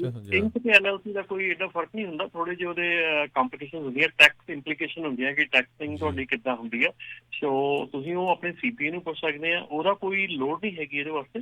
ਪਰ ਜੇ ਤੁਸੀਂ ਇਸ ਤਰ੍ਹਾਂ ਦਾ ਕੰਮ ਕਰਦੇ ਹੈਗੇ ਆ, ਜਿਹੜੇ ਕਿ ਡਿਫਰੈਂਟ ਬ੍ਰੋਕਰਸ ਦੇ ਨਾਲ ਕੰਮ ਕਰਦੇ ਹੈਗੇ ਆ, ਆਈ ਡੋਂਟ ਥਿੰਕ ਸੋ ਤੁਹਾਨੂੰ ਕੋਈ ਇੱਦਾਂ ਦੀ ਕੋਈ ਚਿੰਤਾ ਕਰਨ ਦੀ ਲੋੜ ਹੈਗੀ ਆ। ਬਟ ਸਟਿਲ ਅਗੇਨ ਜਿਹੜਾ ਥੋੜਾ ਜਿਹਾ ਅੱਗੇ ਚੱਲ ਕੇ ਕਲੈਰਿਟੀ ਜਦੋਂ ਹੋਊਗੀ, ਉਹਦੇ ਨਾਲ ਨਾਲ ਆਪਾਂ ਤੁਹਾਨੂੰ ਲਖਵੀਰ ਜੀ ਦੱਸਦੇ ਰਹਾਂਗੇ ਤੇ ਜ਼ਰੂਰ ਸੁਣਦੇ ਰਹੋ ਪ੍ਰੋਗਰਾਮ। ਤੇ ਬਾਕੀ ਇਸ ਸਿਚੁਏਸ਼ਨ ਦੇ ਵਿੱਚ ਤੁਹਾਡੀ ਕੋਈ ਐਸੀ ਕੋਈ ਖਾਸ ਪ੍ਰੋਬਲਮ ਨਹੀਂ ਹੈ। ਸੋ ਇਹਨਾਂ ਦੇ ਲਈ ਬਹੁਤੇ ਚੇਂਜਸ ਜਿਹੜੇ ਉਹ ਨਹੀਂ ਹੈਗੇ ਇਸ ਦੇ ਤਹਿਤ। ਜੀ ਜਸਪਾਲ ਸਿੰਘ ਜੀ, ਸਤਿ ਸ਼੍ਰੀ ਅਕਾਲ ਜੀ। ਹੈਲੋ, ਸਤਿ ਸ਼੍ਰੀ ਅਕਾਲ ਭਾਜੀ। ਸਤਿ ਸ਼੍ਰੀ ਅਕਾਲ। ਆਪਣੇ ਸਾਰੇ ਸਰੋਤਿਆਂ ਨੂੰ ਸਤਿ ਸ਼੍ਰੀ ਅਕਾਲ। ਮੇਰਾ ਕੁਐਸਚਨ ਇਹ ਸੀਗਾ, ਜਿੱਦਾਂ ਪਰਸਨਲ ਕਨਵੈਂਸ ਜਿੱਦਾਂ ਆਪਾਂ ਕਹਿੰਦੇ, ਬੁੱਕ ਭਾਜੀ ਨੇ ਅੱਗੇ ਵੀ ਮੈਂ ਦੱਸਿਆ ਸੁਣਿਆ ਸੀਗਾ ਵੀ ਜਦੋਂ ਆਪਾਂ ਰੋਡ ਤੇ ਜਾਂਦੇ, ਲੋਡ ਚੱਕਿਆ, ਜਿੱਦਾਂ ਵੀ ਆਪਣਾ ਲਾ ਲਓ ਵੀ 10-15 ਮੀਲ ਤੇ ਟਰੱਕ ਸਟਾਪ ਰਹਿ ਗਿਆ, ਉਦੋਂ ਆਪਣੀ ਬੁੱਕ ਉੱਥੇ ਆਪਾਂ ਲੋਡਡ ਹੈਗੇ ਆ, ਜਿੱਦਾਂ ਵੀ ਆਪਾਂ ਲੋਡ ਤੇ ਜਾ ਰਹੇ ਆਪਣੇ ਡੈਸਟੀਨੇਸ਼ਨ ਤੇ, ਉੱਥੇ ਆਪਾਂ ਲਿਜਾ ਸਕਦੇ ਹਾਂ 8-10 ਮੀਲਾਂ ਪਰਸਨਲ ਕਨਵੈਂਸ ਵਿੱਚ ਪਾ ਕੇ ਕਿ ਨਹੀਂ ਜਾ ਸਕਦੇ ਲੱਗੇ? ਲੋਡ ਦੇ ਨਾਲ ਤਾਂ ਨਹੀਂ ਨਹੀਂ, ਲੋਡ ਹੋਵੇ ਚਾਹੇ ਨਾ ਹੋਵੇ ਉਹਦੀ ਸਿਚੁਏਸ਼ਨ ਨਹੀਂ। ਸਿਚੁਏਸ਼ਨ ਇਹ ਆ ਕਿ ਪਰਸਨਲ ਕਨਵੈਂਸ ਉੱਥੇ ਤੁਸੀਂ ਯੂਜ਼ ਕਰ ਸਕਦੇ ਆ ਜਿੱਥੇ ਤੁਹਾਡੀ ਕੰਪਨੀ ਨੂੰ ਇਹਦਾ ਕਮਰਸ਼ੀਅਲੀ ਬੈਨੀਫਿਟ ਨਹੀਂ ਹੋ ਰਿਹਾ। ਇਸ ਸਿਚੁਏਸ਼ਨ ਦੇ ਵਿੱਚ ਤੁਹਾਡੀ ਕੰਪਨੀ ਨੂੰ ਇਹਦਾ ਕਮਰਸ਼ੀਅਲ ਬੈਨੀਫਿਟ ਹੈਗਾ, ਤੋ ਤੁਸੀਂ 1 ਘੰਟਾ ਪਹਿਲਾਂ ਉਹ ਥੋੜੇ ਜਿਹਾ ਸੋਚਣਾ ਸ਼ੁਰੂ ਕਰੋ, 2 ਐਗਜ਼ਿਟ ਪਹਿਲਾਂ ਟਰੱਕ ਕੱਢ ਲਓ। ਲੇਕਿਨ ਜੇ ਤੁਸੀਂ ਕਹਿੰਦੇ ਕਿ 10-15 ਮੀਲ ਠੀਕ ਹੈ, ਤੁਹਾਡੇ ਅਗਲੇ ਐਗਜ਼ਿਟ ਤੇ ਹੈਗਾ ਟਰੱਕ ਸਟਾਪ ਹੈਗਾ, ਤੁਸੀਂ ਜਾ ਰਹੇ ਆ, ਵੈਲ ਅਗੇਨ ਮੈਂ ਕਹੂੰਗਾ ਕਿ ਅਕੋਰਡਿੰਗ ਟੂ ਦ ਲਾ ਇਟਸ ਨਾਟ ਰਾਈਟ। ਅਗੇਨ ਜੇ ਸੇਫ ਸਿਚੁਏਸ਼ਨ ਦੇ ਵਿੱਚ ਦੱਸਿਆ ਜਾਵੇ, ਸੇਫਟੀ ਨੂੰ ਮੁੱਖ ਰੱਖਦੇ ਹੋਏ ਉਸ ਟਰੱਕ ਨੂੰ ਉੱਥੇ ਤੁਸੀਂ ਕੱਢਦੇ ਆ ਤੇ ਸੇਫ ਨਹੀਂ ਹੈਗਾ ਤੇ ਸੇਫਟੀ ਵਾਸਤੇ ਤੁਸੀਂ ਮੂਵ ਕਰਦੇ ਆ ਤੇ ਡਿਫਰੈਂਟ ਸਟੋਰੀ, ਪਰ ਉਹਦੇ ਲਈ ਤੁਹਾਨੂੰ ਲਾਅ ਇਨਫੋਰਸਮੈਂਟ ਆਣ ਕੇ ਤੁਹਾਨੂੰ ਕਹਿਣਾ ਬਣਦਾ ਉਹਨਾਂ ਦਾ ਕਿ ਉਹ ਤੁਹਾਨੂੰ ਮੂਵ ਕਰਨਾ ਪੈਣਾ, ਫਿਰ ਤੁਸੀਂ ਮੂਵ ਕਰਦੇ ਫਿਰ ਪਰਸਨਲ ਕਨਵੈਂਸ ਮੂਵ ਕਰ ਸਕਦੇ, ਪਰ ਉੱਦਾਂ ਨਹੀਂ ਕਰ ਸਕਦੇ। ਸੋ ਪਲੀਜ਼ ਉਹਦੀ ਥੋੜੀ ਜਿਹੀ ਪਲੈਨਿੰਗ ਕਰਕੇ ਕਰੋ। ਇੱਕ ਇਹ ਵੀ ਚੀਜ਼ ਜਿਹੜੀ ਹੈ ਅਜਿਹੀ ਸਥਿਤੀ ਦੇ ਵਿੱਚ ਜਿਹੜਾ ਲੌਗ ਬੁੱਕ ਹੈਗੀ ਉਸ ਦੇ ਵਿੱਚ ਐਡਿਟ ਆਉਂਦਾ, ਉਹਦੇ ਵਿੱਚ ਜ਼ਰੂਰ ਲਿਖੋ ਵੀ ਤੁਸੀਂ ਇਹ ਚੀਜ਼ ਕੀਤੀ ਤੇ ਕਿਉਂ ਕੀਤੀ, ਬਾਅਦ ਦੇ ਵਿੱਚ ਕਿਉਂ ਤੁਹਾਨੂੰ ਵੀ ਯਾਦ ਰਵੇ, ਦੱਸਣਾ ਵੀ ਤੁਹਾਨੂੰ ਜਿਹੜਾ ਉਹ ਈਜ਼ੀ ਹੋਵੇ ਵੀ ਕੀ ਕਾਰਨ ਸੀਗਾ, ਵੀ ਜੇ ਤੁਹਾਨੂੰ ਉੱਤੇ 5-10 ਮੀਲ ਜੇ ਤੁਸੀਂ ਉੱਤੇ ਥੱਲੇ ਹੋਏ ਆ ਤੇ ਉਹਦੇ ਪਿੱਛੇ ਕਾਰਨ ਕੀ ਸੀਗਾ। ਇਹ ਚੀਜ਼ਾਂ ਬਹੁਤ ਅਹਿਮ ਨੇ। ਆਉਣ ਵਾਲੇ ਸਮੇਂ 'ਚ ਇਸ ਐਡਿਟਸ ਨੇ ਜਿਹੜਾ ਤੁਹਾਨੂੰ ਜਿਹੜੇ ਕਈ ਸਵਾਲਾਂ ਦੇ ਜਵਾਬ ਜਿਹੜੇ ਉਹ ਤੁਹਾਡੇ ਵਾਸਤੇ ਆਸਾਨੀ ਹੋ। ਬਹੁਤ ਕੰਪਨੀਆਂ ਜਿਹੜੀਆਂ ਇਸ ਮਾਮੂਲੀ ਗਲਤੀਆਂ ਦੇ ਪਿੱਛੇ ਲੌਕਅਪ ਹੋ ਜਾਣੀਆਂ ਜਾਂ ਉਹਨਾਂ ਦੇ CSA ਸਕੋਰ। ਔਰ ਇੱਕ ਹੋਰ ਵੀ ਗੱਲ ਦੱਸਦਾ ਕਿ ਜਿਹੜੇ CSA ਸਕੋਰਸ ਹੈਗੇ ਉਹਨਾਂ ਦੇ ਵਿੱਚ ਕਾਫੀ ਚੇਂਜਸ ਆ ਰਹੀਆਂ ਹੈਗੀਆਂ। CSA ਸਕੋਰ ਕਿ ਪਹਿਲਾਂ ਤੁਹਾਨੂੰ ਇੱਕ ਟਿਕਟ ਮਿਲਦੀ ਸੀ, ਜੇ ਮੰਨ ਲਓ ਉਹਦੇ ਟਿਕਟ ਦੇ 8 ਪੁਆਇੰਟ ਹੈਗੇ ਆ, ਜੇ ਉਹ ਟਿਕਟ ਤੁਸੀਂ ਮਲਟੀਪਲ ਵਾਰ ਲੈਣੀ ਸ਼ੁਰੂ ਕਰ ਦਿੰਦੇ ਆ ਤੇ ਉਹ ਟਿਕਟ ਦੇ ਜਿਹੜੇ 8 ਪੁਆਇੰਟ ਆ ਉਹ ਵਧਣੇ ਸ਼ੁਰੂ ਹੋ ਜਾਂਦੇ ਆ। ਇੱਕ ਵਾਰੀ 8 ਹੁੰਦੇ ਆ, ਦੂਜੀ ਵਾਰੀ 10 ਆ, ਫਿਰ 15 ਹੋ ਜਾਂਦੇ ਆ। ਸੋ ਉਹਦੀ ਸਿਵਿਅਰਿਟੀ ਲੈਵਲ ਵਧਣਾ ਸ਼ੁਰੂ ਹੋ ਗਿਆ। ਸੋ ਇਹ ਵੀ ਚੀਜ਼ਾਂ ਜਿਹੜੀਆਂ ਦਿਮਾਗ 'ਚ ਰੱਖ ਕੇ ਚੱਲਿਓ ਕਿ ਜਿਹੜੇ CSA ਸਕੋਰ ਹੈਗੇ ਆ ਉਹਨਾਂ ਦੀ ਜਿਹੜੀ ਕਾਰਜ ਪ੍ਰਣਾਲੀ ਆ ਉਹ ਵੀ ਚੇਂਜ ਹੋਈ ਆ। ਸੋ ਇਹ ਕੱਲ ਨੂੰ ਛੋਟੀਆਂ ਜਿਹੜੀਆਂ ਚੀਜ਼ਾਂ ਹੈਗੀਆਂ, ਐਡਿਟਸ ਹੈਗੀਆਂ, ਛੋਟੀਆਂ ਪ੍ਰੋਬਲਮਸ ਹੈਗੀਆਂ, ਇਹ ਕੱਲ ਨੂੰ ਤੁਹਾਨੂੰ ਕੰਪਨੀ ਦੇ ਹੱਕ ਦੇ ਵਿੱਚ ਨਹੀਂ ਜਾਣਗੀਆਂ। ਸੋ ਪ੍ਰੋਬਲਮ ਤੇ ਇਸ਼ੂਜ਼ ਖੜੇ ਹੋਣਗੇ। ਜੀ ਇੱਕ ਜਿਹੜਾ ਜਾਂਦੇ ਆਪਾਂ ਜਿਹੜਾ ਸਵਾਲ ਜਾਇਜ਼ ਸਿੱਧੂ ਪੁੱਛਦੇ ਨੇ, ਕਹਿੰਦੇ ਵੀ ਜਿਹੜਾ ਟ੍ਰੇਲਰ ਦੀ ਪਲੇਟ ਆ ਕਿੰਨੇ ਚਿਰ ਦੇ ਲਈ ਵੈਲਿਡ ਆ ਜਦੋਂ ਤੁਸੀਂ ਫੀਸ ਪੇ ਕਰ ਦਿੰਦੇ ਕੈਲੀਫੋਰਨੀਆ 'ਚ? ਰਾਜਕਰਨ ਇਹ ਆਪਣਾ ਜਿਨ੍ਹਾਂ ਦੇ ਕੋਲੋਂ ਆਪਣੇ ਪਲੇਟਾਂ ਵਗੈਰਾ ਕਰਵਾਉਂਦੇ ਉਹਨਾਂ ਦਾ ਕੁਐਸਚਨ ਹੈਗਾ, ਮੇਰੇ ਕੋਲ ਇਸ ਚੀਜ਼ ਦਾ ਆਨਸਰ ਨਹੀਂ ਹੈਗਾ। ਸੋ ਆਈ ਥਿੰਕ ਫੀਸ ਦੇ ਉੱਤੇ ਡਿਪੈਂਡ ਆ ਵੀ ਕਿੰਨੇ ਚਿਰ ਦੀ ਕਰਵਾਉਣੀ ਹੈ, ਇਸ ਹਿਸਾਬ ਦੇ ਨਾਲ ਵੀ ਹੁੰਦਾ ਹੈ। ਵੈਲ ਇਹ ਅਗੇਨ ਕਾਫੀ ਕੰਪਲਿਕੇਟਡ ਚੀਜ਼ਾਂ ਹੁੰਦੀਆਂ, ਮੈਂ ਇਸ ਤੇ ਕੋਈ ਵੀ ਆਨਸਰ ਨਹੀਂ ਦੇਣਾ ਚਾਹੁੰਦਾ ਕਿਉਂਕਿ ਮੈਨੂੰ ਇਹਦੇ ਬਾਰੇ ਪੂਰਾ ਨਹੀਂ ਪਤਾ। ਸੋ ਚਲੋ ਜਿੰਨਾ ਕੋ ਤੁਸੀਂ ਪਲੇਟਾਂ ਲੈਂਦੇ ਆ ਉਹਨਾਂ ਨੂੰ ਇਹ ਤੁਸੀਂ ਸਵਾਲ ਪੁੱਛੋ ਜੀ। ਚੇਂਜ ਹੁੰਦੇ ਰਹਿੰਦੇ ਆ, ਪਰ ਕੋਸ਼ਿਸ਼ ਕਰੂੰਗਾ ਕਿ ਮੈਂ ਅਗਲੀ ਵਾਰੀ ਪੁੱਛ ਕੇ ਦੱਸ ਸਕਾਂ, ਪਰ ਡੈਫੀਨੇਟਲੀ ਜਿਹੜਾ ਤੁਹਾਡਾ ਪੇਪਰ ਕਰਦੇ ਹੈਗੇ ਆ ਉਹਨਾਂ ਦਾ ਇੱਕ ਕੁਐਸਚਨ ਹੈਗਾ, ਦੇ ਕੈਨ ਈਜ਼ੀਲੀ ਆਨਸਰ ਜੀ। ਇੱਕ ਜਾਂਦੇ ਆਪਾਂ ਖਬਰ ਸਾਂਝੀ ਕਰਦੇ ਜਾਈਏ ਰਮਨ ਜੀ, ਵੀ ਜਿਹੜੀ ਡੈਮਲਰ ਕੰਪਨੀ ਹੈਗੀ ਆ ਉਹ 1000 ਆਪਣੇ ਜਿਹੜੇ ਕਾਮੇ ਆ ਉਹਨਾਂ ਨੂੰ ਲੇ ਆਫ ਕਰਨ ਜਾ ਰਹੀ ਆ। ਕਹਿੰਦੇ ਵੀ ਉਹਨਾਂ ਨੂੰ ਕਾਫੀ $1 ਬਿਲੀਅਨ ਜਿਹੜਾ ਆ ਉਹ ਸੇਵ ਕਰਨਾ ਚਾਹੁੰਦੇ ਆ 2022 ਤਾਈਂ। ਪਿੱਛੇ ਜੇ ਉਹਨਾਂ ਨੂੰ $870 ਮਿਲੀਅਨ ਦਾ ਜਿਹੜਾ ਜੁਰਮਾਨਾ ਹੋਇਆ ਸੀ, ਕਿਉਂਕਿ ਜਿੰਨੀਆਂ ਵੀ ਉਹਨਾਂ ਦੀਆਂ ਵਹੀਕਲ ਸੀਗੀਆਂ ਉਹ ਐਮਿਸ਼ਨ ਲਿਮਿਟੇਸ਼ਨ ਤੋਂ ਜ਼ਿਆਦਾ ਜਿਹੜਾ ਆ ਉਹ ਐਕਸੀਡ ਕਰ ਰਹੀਆਂ ਸੀ।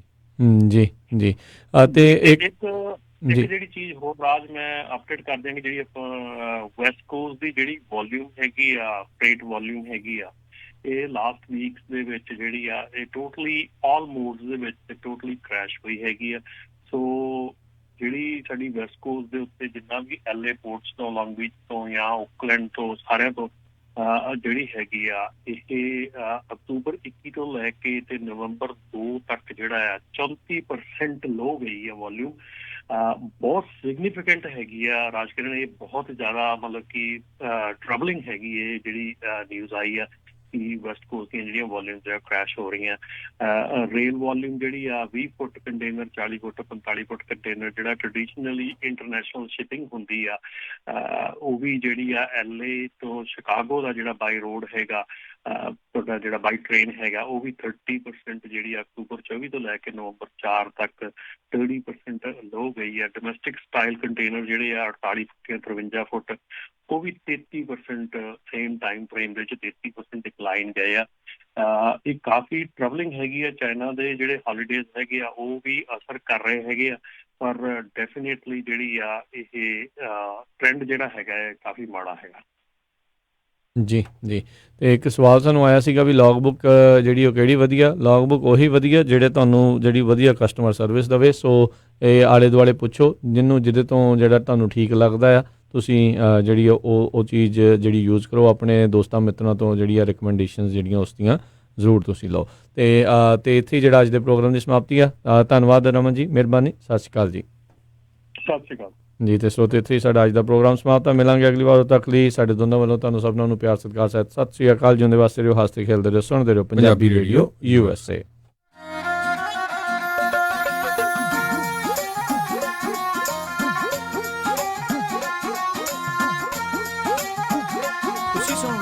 Punjabi Radio USA, KOBO Yuba City 1450 AM, KIID Sacramento 1470 AM, KWRU Fresno 1300 AM, KLHC Bakersfield 1350 AM.